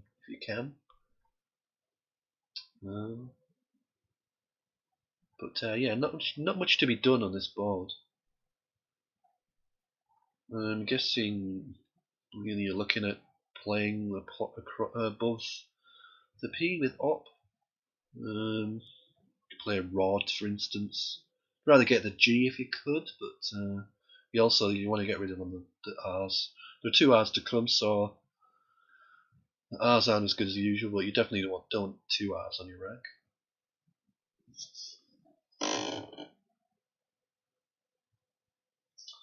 So, there is a 7 on this rack that doesn't play anywhere. It's Drogas, which is a Dutch word. It's a boat basically. But yeah, it doesn't. No place to play 7s realistically. Okay, I don't agree with that whatsoever.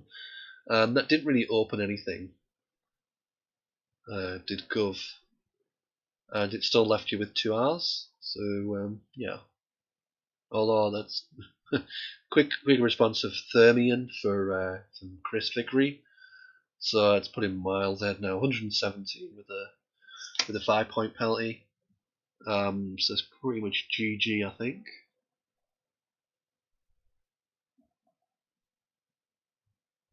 Yeah, the play was really something like Rod above the top of peaked, and that makes it much more accessible to 7-letter bonuses. But yeah, Gov didn't do that because you've got to end the word in D, and the G doesn't take an E. You have to be AD or UD, so it's pretty impossible to hit. So it didn't really open up anything. But yeah, it's pretty much curtains. I think. Let's have a look. I mean, the unseen pool is horrific. So even if you can I think yeah, actually there was a 7 there. Yeah, Reredos would have fitted, wouldn't it? Yeah, or it would have actually fitted above peaked Reredos. I don't know how you pronounce it. So yeah, a Reredos is a screen or paneling behind an altar or seat. But yeah, having missed that, it's pretty much game over, I think. So we'll swap to one of the other games. So it looks like a win for the UK in this one. We didn't see much of Andrew playing, so we'll see how his game's going on. Looks a pretty good tight game. 49 the difference. Maddie edging this one for South Africa at the moment, but looks like Designer probably just went down, did it? Oh no, Tava. Designer was earlier on. Yeah, Tava. Let's have a look at the scene. Not the greatest. The 3 L's and 5 O's. Yeah, that's pretty ugly. And you definitely don't want the Q when you need a bonus. There's not really anywhere to dump it. There's really no use to come either. Yeah, that Q's a pain. I might even exchange in this situation, I think. Because the Q is such a killer that it was worth changing. The BP wasn't really good. You weren't going to score anything. And you're going to have the same problem later on when you still have the X, but they still have the Q, sorry. So yeah, that made sense. Hioi goes down from Maddie, extends lead to 77 for South Africa, but Andrew's picked out the X, so he's going to be able to score. He could have gone longer if he wanted, but he doesn't want to pick up that Q again, so he just played off AX, leaving the E hook, obviously.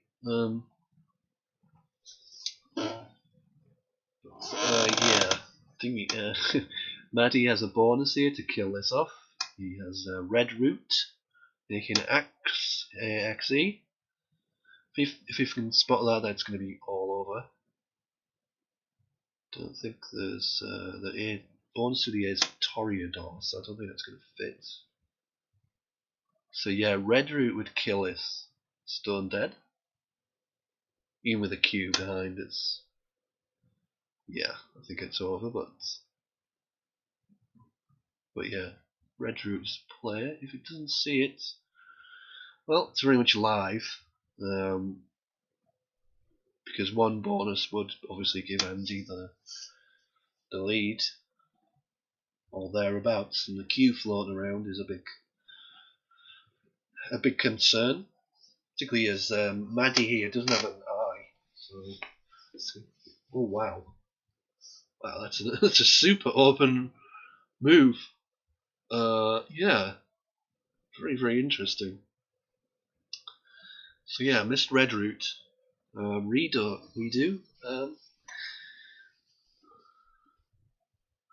And there's the Q. So yeah, Maddie's picked out the Q. Has picked out an I as well. So I'm not sure I agree with dumping 2 O's there. The trouble is with that is that playing the O's there means it makes it easy for Maddie to play underneath and kill everything potentially. Although to be fair, there's still plays from here which Axe to Axel or something. Yeah, Axel. So there'd be combinations, but they're pretty unlikely because you're talking like lenders and that sort of thing. Would be possible. But yeah, that was the problem because it just lets your opponent play something underneath, and then that kills the redo area more or less. I mean, it doesn't do it completely. And it also means that the T's gone as a floater, reasonably, well, more or less again. The T's gone more or less. It's a floating tile, so that double O play, it enabled Maddie to block a lot of things and score a little bit, so that they might be able to withstand a bonus. Ooh, look at that! Look at that unseen though. This is very much game on, I think. So I'm gonna type that pool out.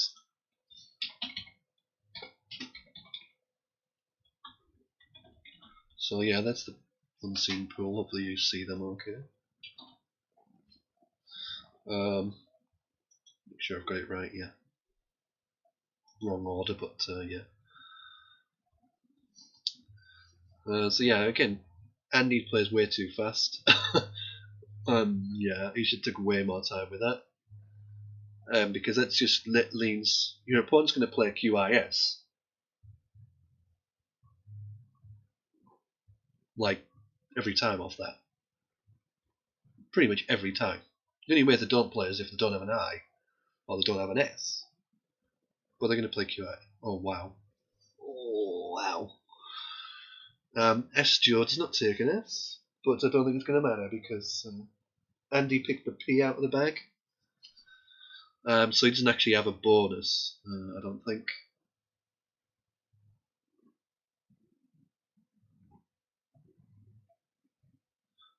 But yeah, SGO does not take an S, but he got away with it. As I said, Andy plays way too fast and loose online. With you get away with all sorts against him. To be fair, you get away with a few things against him in person as well. But yeah, SGO does not take an S. His plays at the end, 2 O's and dropping the E off were fairly terrible. But not that it matters. It didn't. He didn't get the right pickups anyway. But Maddie takes that one for the South African side.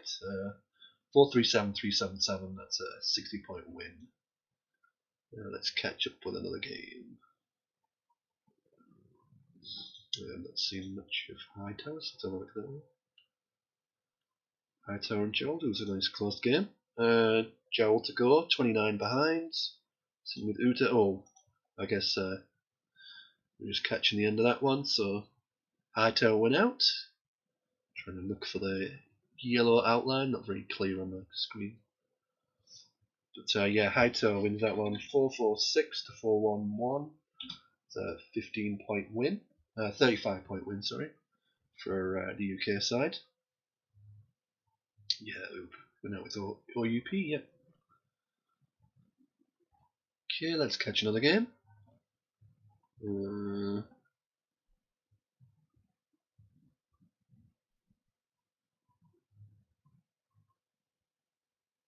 Not seeing much Collins, so I'll watch that. See if it's a close game. Oh no. Looks like a good win for UK again. 129 up, 2 in the bag. Yeah, one's over. Let's have a look around. Mitsuru. Yeah, this is a close again. HWR1. That was in South Africa.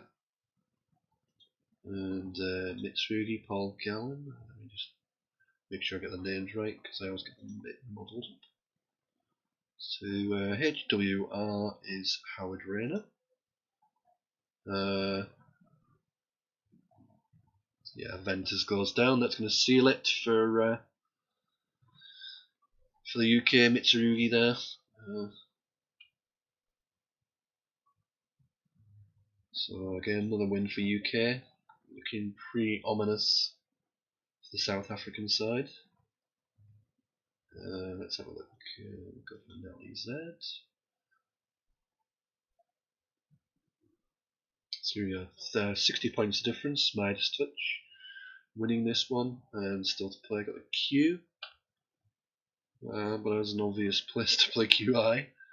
Let's have a look at the unseen. Yeah, well, there's still plenty left in this. The board's not going to be very good for bonusing, but there's still blanks, S, blank and an S, a couple of S's there. And yeah, not sure why you wouldn't just play QI there, but Midas Touch plays Gore. I mean, it's blocked the same, but Yeah, I think I would have took the opportunity to get rid of the queue. I mean, yeah, you open up a line down the side for reasonable counter players, but you know, you're not worried about those when you're a bonus ahead. So.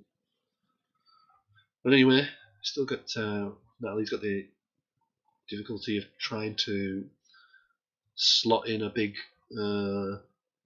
underlap underneath Delft or bonus here maybe, or making a reword. Yeah, it's tricky. She's playing catch up. 70 points still a difference, so she's quite a bit behind here.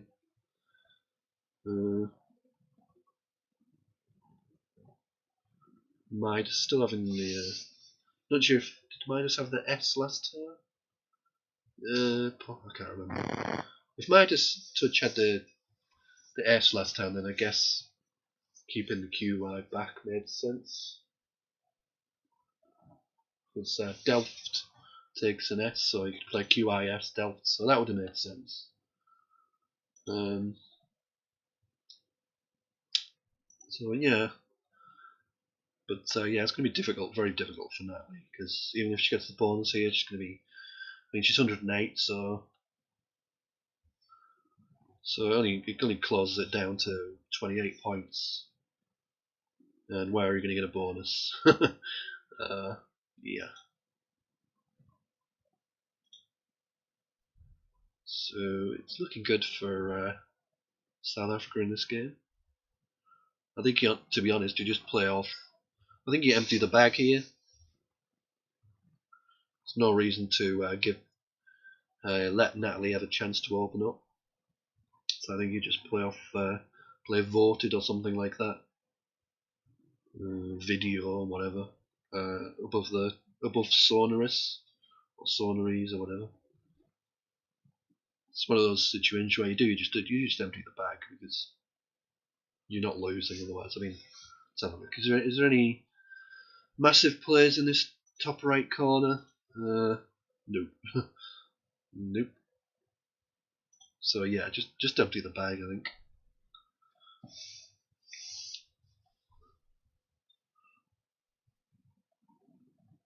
Yeah, just empty the bag and avoid having a sweat later on. If your opponent managed to play off a tile and open something up.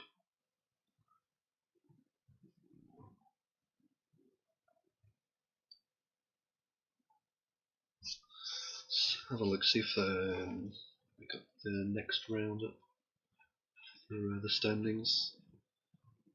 Probably not. Yeah. So this is like round 14.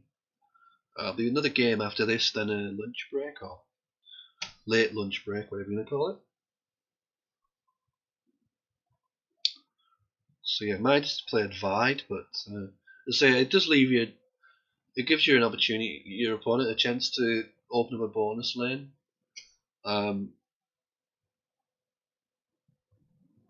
Or conjure up some sort of miracle. You know, it's like, why do you want that stress of having to worry about an out bonus when you can just empty the bag and get it over with? But different strokes and all that. But I would have emptied the bag. I just played video or voted or whatever. Doesn't matter. As long as you play 5 tiles, you're gonna win. Unless there's some miraculous playthrough here. But Natalie's not gone to try and open up. She just took the points with Owl. So 30 points difference. Natalie has 6 on her rack.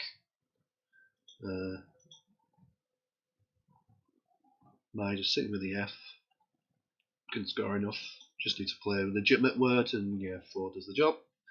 66, so that's going to be a win for South Africa. Let's have a switch, see if there's an interesting game anywhere else we can catch up with.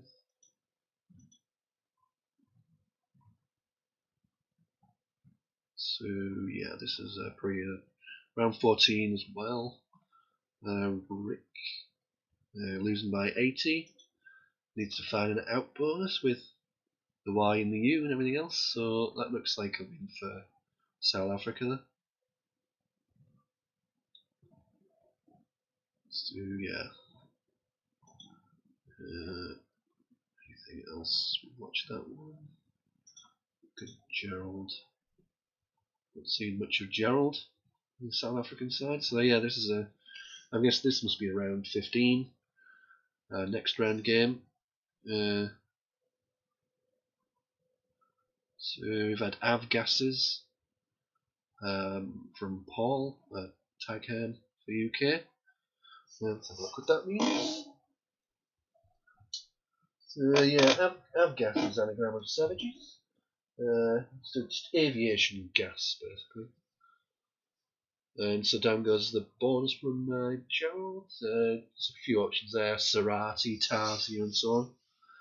They're all much of a muchness. So that's a big 74 points. Puts South Africa ahead in this one. 12 points.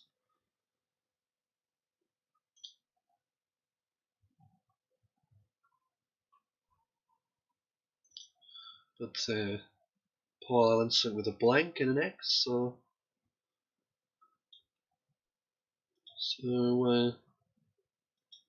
it's probably favourite in this one.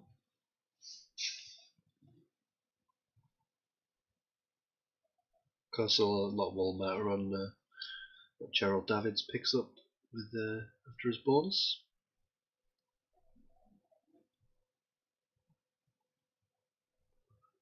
Of course, Archia instead of Tarzia has made that a little bit better for X players. Although, to be fair, if Tarzia had gone down, then Taghain could have played X seats or something for 60-ish.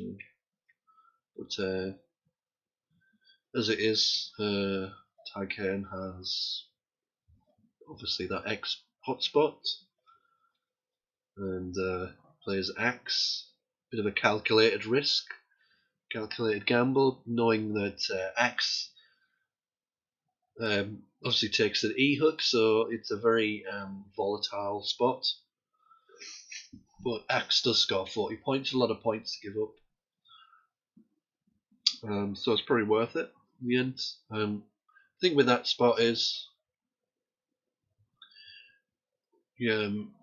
obviously with Paul's bracket he had 3 vowels and a blank, so that hotspot that he's created isn't going to be a great use to him, other than the fact that it's created a bonus lane. So that works against it as well. If he's keeping back like HE or WE or whatever, he knows he's going to get a decent score off it if it stays open, and he knows that most of the time it's going to go anyway, because most of the time your opponent's going to have an E. But as we can see, Gerald does not have one. He got a frustrating rack. Thing is, Gerald could kind of play indirectly, play in the 12 column with Max, or I could do that instead, which blocks the sort of bonus threat but leaves that hotspot open. So it's a tricky situation. So gone for Trim. I think I would have preferred. So there's reasonable scoring options with the 2 M's. You could play Uma from H1, which is an Arabic word. It's a Umma U-M-M-A. The body of Muslim believers is considered as one community. I could have played similar things with just other 4-letter words would have gone there as well, scored a bit more, but as it happens, Trim has blocked a lot of some major bonuses, like Demonic, for instance, would have played from A15, which naturally scored a lot of points, but Tagham's still going to do pretty well with this rack, I would think. Picked 3 constants to go with his vowels, so it's just a case of cycling through the options and seeing what scores the most with this rack.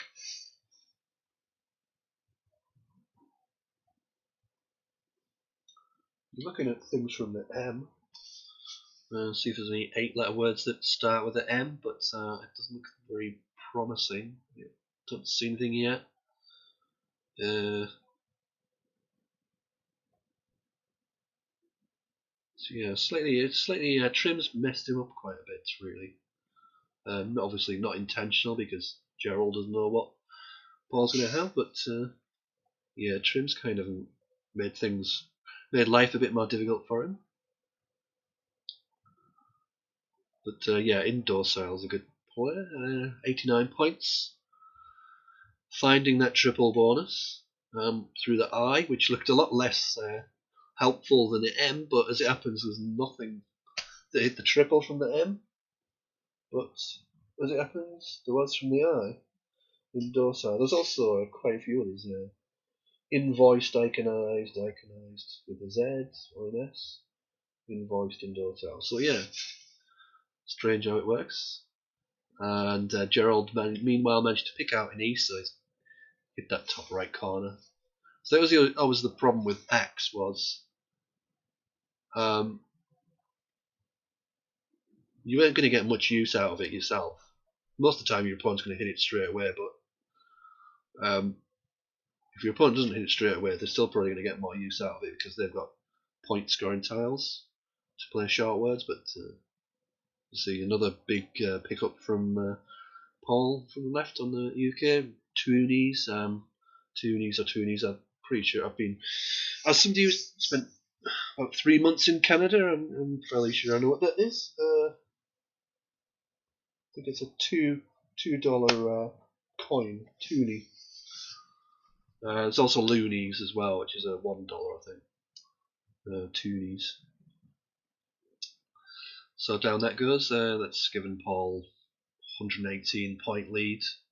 So looking good for the UK. Just have a quick check, see if round 14 is complete, so I can update the standings.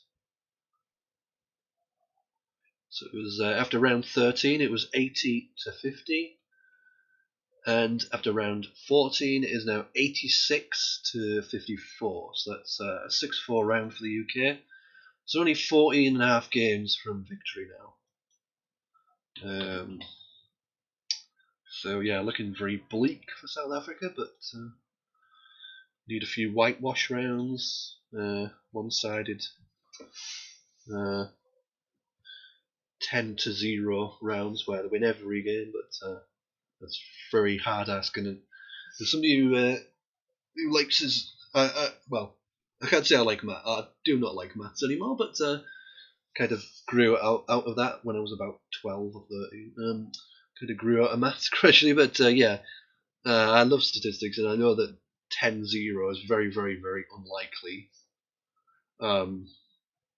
It's like if you flip a coin 10 times, the chances that you get all heads or all tails are very, very remote. Sort of 8-2 is, that 8-2 is pretty plausible. It's going to happen. In a tournament, this has probably been a few 8-2 rounds already. And there might even been a 9-1 round, but there'll definitely be 8-2 rounds. So winning all the rounds 8-2, I guess, would be a way South Africa could win this, but yeah, it's a very, very tall order. So yeah, since this one's getting a little bit one-sided, let's have a look at another game. Most games should be pretty much only just starting, so let's see. We haven't seen much of Bob, so let's have a look at that one. So yeah, this is a early stages, so HWR1 representing South Africa, Howard Rayner.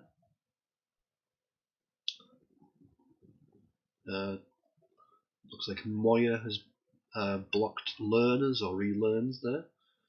So just the sort of balancing play of Ren. Hopefully get the bonus next turn, while there's Bob sitting with a pretty good bonus friendly rack of his own.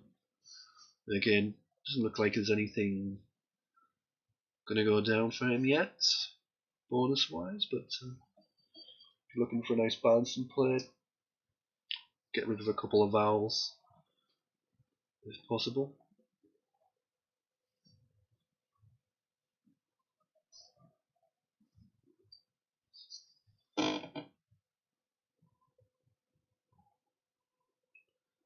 So yeah, the play of Ren actually blocked Bob's bonus, so sort of returned in kind there. Stappy really would have played. But yeah, so Bob balances rack with power, keeping the ties back. Ties. Yeah. Bonus prawn leave. And it looks like Howard's hit a 7 here. Can he spot it?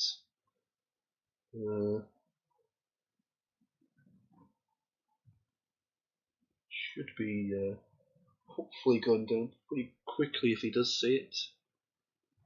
Not seen a great deal else. If he doesn't see the 7, he's in a bit of trouble really, because I don't think there's much else.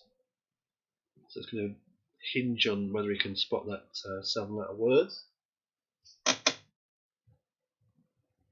It's very much 70 plus points or nothing really.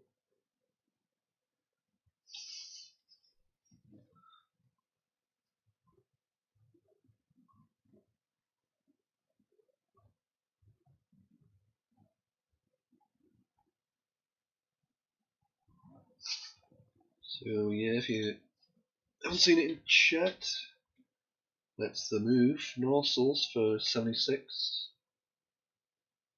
So say if it doesn't go down, it's going to be a big miss because their alternatives aren't very good from what I can see.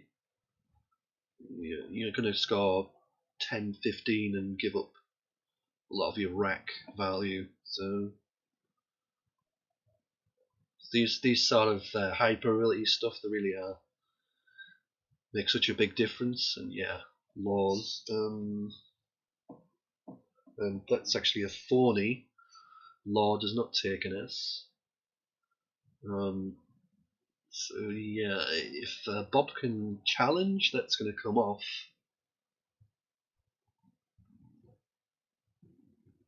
Yeah, I know laws isn't good because I keep when I'm playing too quickly on Scrabble Go, I keep making keep making that word and having it bounce back onto me when I'm playing all the sort of Scrabble Go side games. Trouble is, if yeah, I mean, Bob's gonna have a bonus through that L anyway. Still, yeah, but he had Siltier anyway, so there's no strategic value in not challenging it off.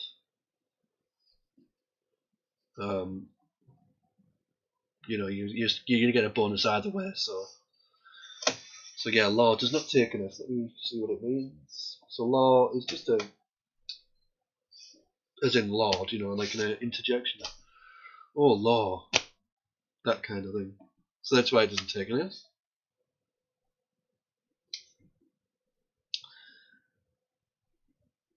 And to be fair, I think I'm not sure why you'd pretty bit better off playing LOS anyway. Keeping Rens is a better rack leave than ENS. The R definitely improves it by more than 2 points. And also laws opens things up. Wow. So that's a big miss. Stilia. Maybe I wasn't sure because Stilia looks stupid anyway. To be fair, but it is Stilia. But it looks weird because it's spelled Stilia. But yeah, that was good. So there's 2 big misses, but they've kind of cancelled each other out. The big quick play from Howard of Axe for the 36, going to get him a little bit of a lead, 26, but I also might have mucked up Bob's wreck. Let me have a look. I mean, yeah, he should still have. Yeah, he's still got a bonus through the L. Bob had with the sevens. Bob had quite a few sevens there. Fairly straightforward. So the one that would have played was Triunes. There's also Nuts here, Uniters. Am I missing anything else? So yeah, Triunes and Orbit would have worked. The L, he's blocked the L for Lustrine, but he still has Insulter through the L in the phony laws, so you should still get something down here. But it's obviously through the E, lots of things, Reunites, Retinues, Azurians. So yeah, it's just by the case of, oh yeah, the Unite is still fitted, so that's nice. A nice slot in there. 69 points, probably, yeah, better than an Insulter. Insulter's wide open. The U's not a big deal. I mean, yeah, if the opponent has a Q, then it's a big help, but the U's not a big deal. Particularly as your opponent's just being kind of fishing off, so they probably have Bonesy Wreck, so the U in that area, that third spot in the triple is not a big deal, really. I mean, yeah, you're gonna get hit by it now and then, but so yeah, so that's 43 points the lead for Bob in the UK side, but Howard picked out the Z, so he's gonna erase the lead here. He's got Zek's spot in G9, so any sort of Z player there is going to score 50 plus. Anything better anywhere else? Probably having a good look at that U to make sure there's nothing with the Z doubled on the L1 square. But yeah, it should definitely be. If there's nothing particularly good with the Z in that lane, then definitely cash in the Z with the Zex position. Oh wow. Ooh, that's a big miss. That's a lot of points to give up. Yeah, that's a big miss. Obviously, completely overlooked the Zex spot. Again, it's one of those things. If you don't play online a lot, then you overlook. Your board vision just totally is nowhere near as good as it would be online. So yeah, in chat, Snickerlad, what Scrabble one? This is ISC, Internet Scrabble Club. The URL is isc.ro, based in Romania. So yeah, it's a Scrabble. It's basically, it works on a browser, so anybody can just, as long as you've got a browser, whether it's on your phone or iPad or whatever, as long as you go on a browser, it should work. And yeah, there's thing is with this, it's quite hardcore. Obviously, it's not as aesthetically it was ugly even 20 years ago. But yeah, it's there's a lot of features on it which can be a little bit overwhelming at first. But yeah, it's perfectly fine for all abilities, because as you can see on the scores and that, I mean, the numbers in brackets are ratings, like ISC ratings. I mean, there's ratings all the way from like a few hundred to near 200. So like if I show you the list, see, a lot of it is, as I say, it's clunky. So so the interface, like you're using commands rather than to find things. But if once you get used to it, it's okay. Most of this ugliness is, you don't need to worry about the commands and everything else. There's a lot there if you need it, but yeah, in terms of range of abilities, it's got all abilities are there. So whether you're a beginner or an expert or whatever, it's all good. Because I think it bugged out my computer, so I'm gonna have to relaunch this. So yeah, my thingy has crashed, so I'm gonna have to relaunch it. So don't mind me. It's the trouble with having lots of things open.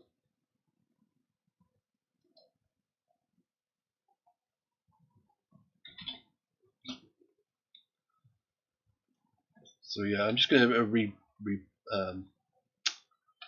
relaunch it. Get where's the page?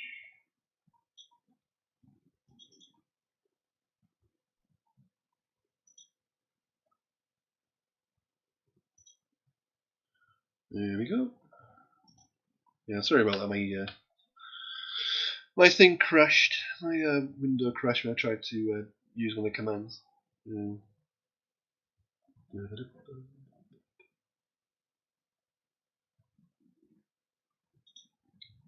then it didn't crash because of the program. It crashes because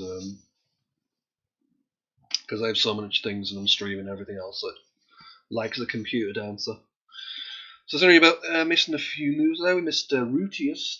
Looks like a good pickup after that bonus. I'm gonna challenged from Howard had Deuciest challenge off an N5. Yeah, from here. So that's a big swing towards Bob. Rutius with a blank. So yeah. So we missed so Cos, and then as it crashed we had Weir played here. Then Brung, then Rutius, then Deuciest challenged off.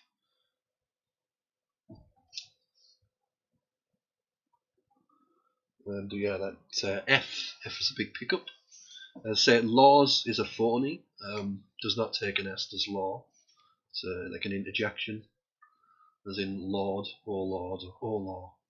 So that's a phony. So yeah, it's kind of swung very viciously in towards Bob's favour after all those bonuses. Cos was really bad play, really, to miss the Zek spot. But again, it's understandable. People, not everybody. I don't think Howard plays much online, so the board vision is totally different to playing in real life. I'm sure you would have seen it in real life, but and to be fair, the bonuses missed on both sides, so it's kind of swung towards Bob. So we might have a look at another game soon. So yeah, as far as the scores on the stream are showing, 86 to 54. That's after round 14. So we're in round 15 now. There's going to be a break after this one, lunch break. And the next game after that, I think it starts at 3 or just after, or just before. Can't remember what my schedule says. It says in the Twitch, on my page anyway, for the stream, the schedule's on there. But it's about 3 the next game after this one.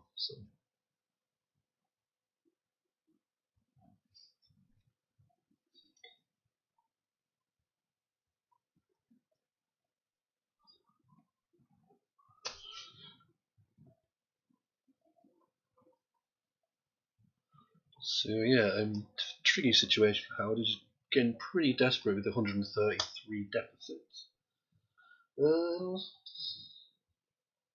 As far as catching up, it might be worth pushing the boat out and going with Coop, setting up the S hook. That might have been a way to catch up. Scores just as much as Cut does. Sets up a massive S hook onto the triple. So C or UP, leaving side. Quite a good chance of a bonus. Pretty difficult to block completely because of the C. That would have been an option. Could have gone for more score. Okay, yeah. Thanks, Deco Lady. So it's 10 to 3 is the next game. Apparently, I thought it might be a little bit early because today started 10 minutes early, but I wasn't sure. So yeah, another option would have been Cutie in the bottom right, to would have scored a lot more than Cut. And to be fair, the rack leaves not well. It's a little bit worse, but not hugely so. I think you need to do something, either score with Cutie or set up that big monster S bonus with Coop, C or UP. I think either of those have been reasonable options, but And Bob plays Fem, F-E-M on the left, top left. Pretty awkward rack to do too much with.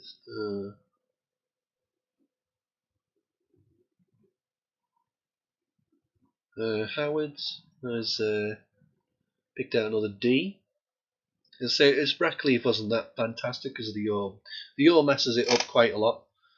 Side is a lot better than side plus an O. The O skews things towards vowel heaviness and just it unbalances it, and the O doesn't have good synergy with bonusing. So, but it's not a too bad situation. There are no bonuses whatsoever, but he's got a reasonable play in the top right. He can play Vide, making cause, which sets up a nice,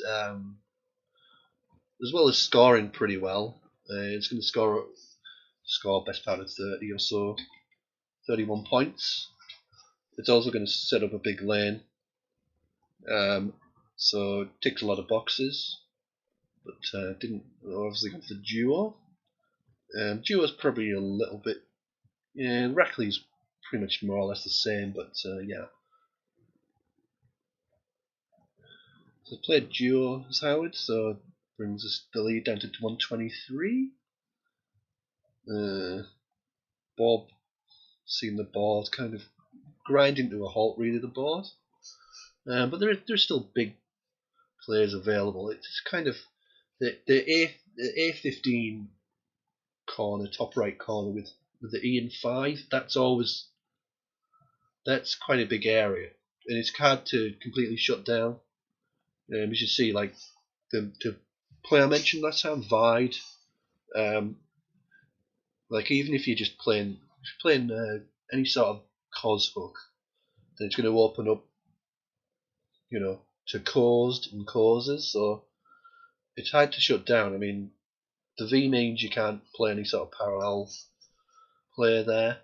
The only thing that would shut it down would be like a Y causey, like Vly or something like that. But it's pretty low odds, and both the Ys are gone anyway. So yeah, that's kind of going to stay open, you would think, unless Bob sacrifices a lot of points to just play something for 3 points or whatever off the E. So that's a productive area for Howard to come back from, but say the VU's not a good combination. He's still got Vide in that top right, but yeah, Vice doesn't really. He really needs to see that cause and the cause hook, but yeah, it's gone for Vice, so the S and Rutius, so 12. He's not really scoring enough, that's the thing. I mean, it's one thing to be sort of 100 plus behind, but you need to try and keep scoring and hopefully narrow the lead down to like one big bonus rather than one big bonus and another bonus straight after it or whatever. In a situation now where even 2 bonuses probably doesn't. Bob's still probably favourite after if Howard bonuses twice, so it always matters to get those 20, 30, 40 point plays. So yeah, balancing the rack nicely. Does Bob for Odia? I think we're pretty much at the game over stage, but we'll swap over to one of the other games. Are there any blanks or anything? Yeah, well, there's a blank left, and Bob does have the cue. So I guess we'll just leave it another couple of turns, see if anything materialises in this one. Bob would love to be able to play off like 5 tiles here. There's 11 in the bag, so if he plays off 5 tiles, then he can only get hit by 1 bonus. There's only enough tiles left for 1 bonus, basically. And given the scoreline, that would be automatic victory for Bob, more or less. But he's just gone for. He's left 1 in the bag, so the bonus goes down here, which must surely happen. Then there's still a bit of play left. Of course, Bob's set up his queue with ink. If he's picked out another I, QI and QI here is going to clinch the game for Bob potentially, but there's still a bit of play left in this yet, particularly if Bob has not picked out the I. Howard would have ideally liked to have left this. Would have liked to have a natural bonus with 7 non-blank tiles, but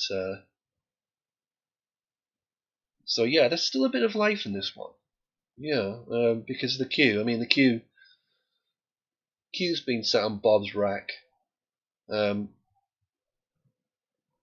64 points in it, but if you just jump to the Q, that's 86, and he's got at least 14 to come off his rack, so that's 72. But yeah, that's not a great rack to be bonusing with, unfortunately. So yeah, I think we can call this one for the UK side with Bob. Let's have a swap over. I mean, with the right floors, you'd actually do something with that. It's probably Haggadia or something. Let me think. Or rather, let the computer think.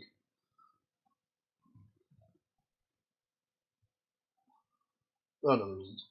Nope, nothing whatsoever. Alright, so let's swap to one of the other games. Most of them seem to be finished. So let's have a look at Paul Gallen versus Diana. And that looks like a convincing victory for the UK side. 200 odd ahead. Nice words. Scalars, Globoids. Yeah, looks pretty grotty from Diana's perspective. So that one's more or less over. And let's have a look at the next. Faziak Rick. That's a win for South Africa. Just at the very, very sort of dregs part of the game.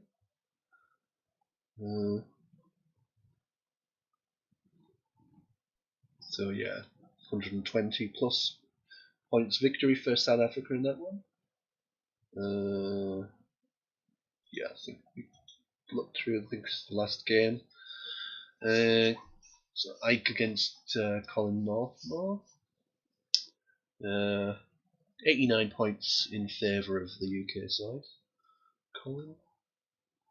Colin to go next, 2 in the bag. So yeah, this is another win for the UK team. So they're going to inch pretty much at match point, I would think. I think they've won at least 5 or so, unless I've managed to pick lots of UK favourite teams. It's going to be, let's see, the score is 86-54. It's 100.5 to win. So if the UK have won 5 or more, then they're at match point. When we come back after the break, so the Decker ladies hopefully point out the next game will be at 2:50, so that's in 33 minutes time. So once we finish off these last few games, it's the next game, round 16, will be at 2:50, just over half an hour. And if you've joined us later and you want to catch any of the games from earlier today, once these games finish, I'll stop the stream, and the video that's going now, that will appear in the video section. You can catch up all the games and all the 3 hours or so from this morning. So I'll have all the games on, and so you to watch that. And the videos stay around for a fortnight, but I'll put them on YouTube later today, because Twitch is very handy. It automates the process for putting things on YouTube, so they'll go up later today on YouTube. If you prefer to watch videos there, go for it. So yeah, 104 the difference. Pretty nice looking rack for Colin. He's got neatest, but Ike has rightly blocked that hook. So going to be something less, something more underwhelming, I'm afraid, for Colin. But he's won this one handily.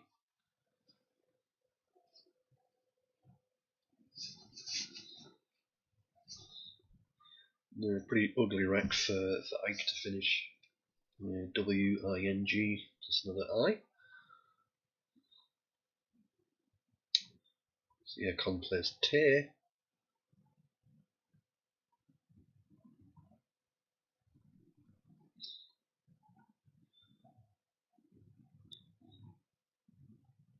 Leaving Nets.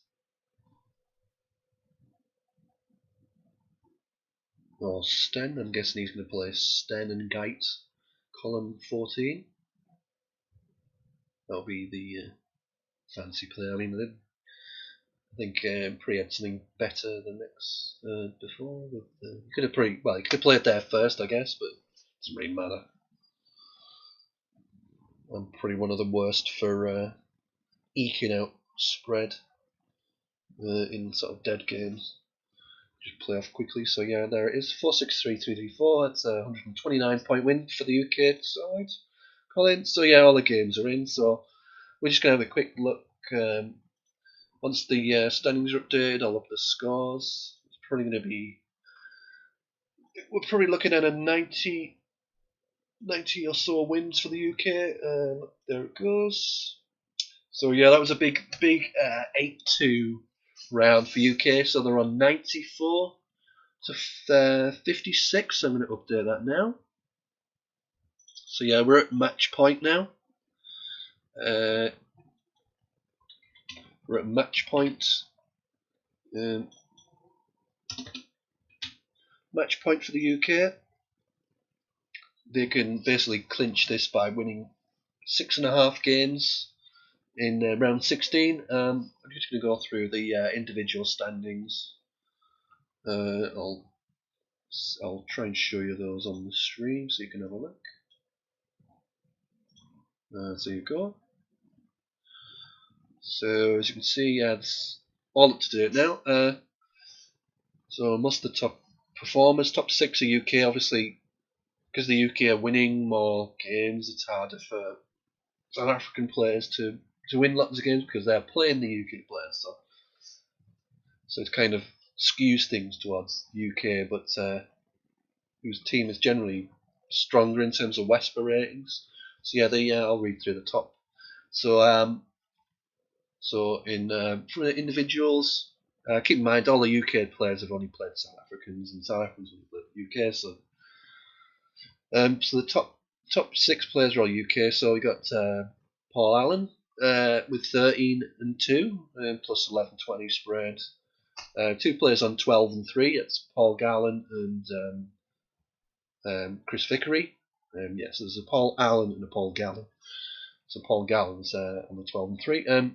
In 4th place, the Andy Goodwin, 10 and 5. Natalie Zolty, Colin Northmore, and Rick Kennedy of the UK team on 9 and 6. Also, 2 South African players, the top 2 South African players, on 9 and 6. They're Harry Wiggins and Stephen Gruz. So that's pretty much everything for now. I'm going to roll out an advert and then I'm going to stop the stream. So anybody who wants to catch games from earlier, they'll be in the video section once the stream stops, more or less instantly after that happens. So we'll catch you back for game round 16 in just under half an hour. We'll start a bit earlier as usual. I'm sure you don't want to see me play 1-minute games on ISC, but I might do that just while we wait for the players to come back. But see everybody then, and enjoy the advert. So see you then.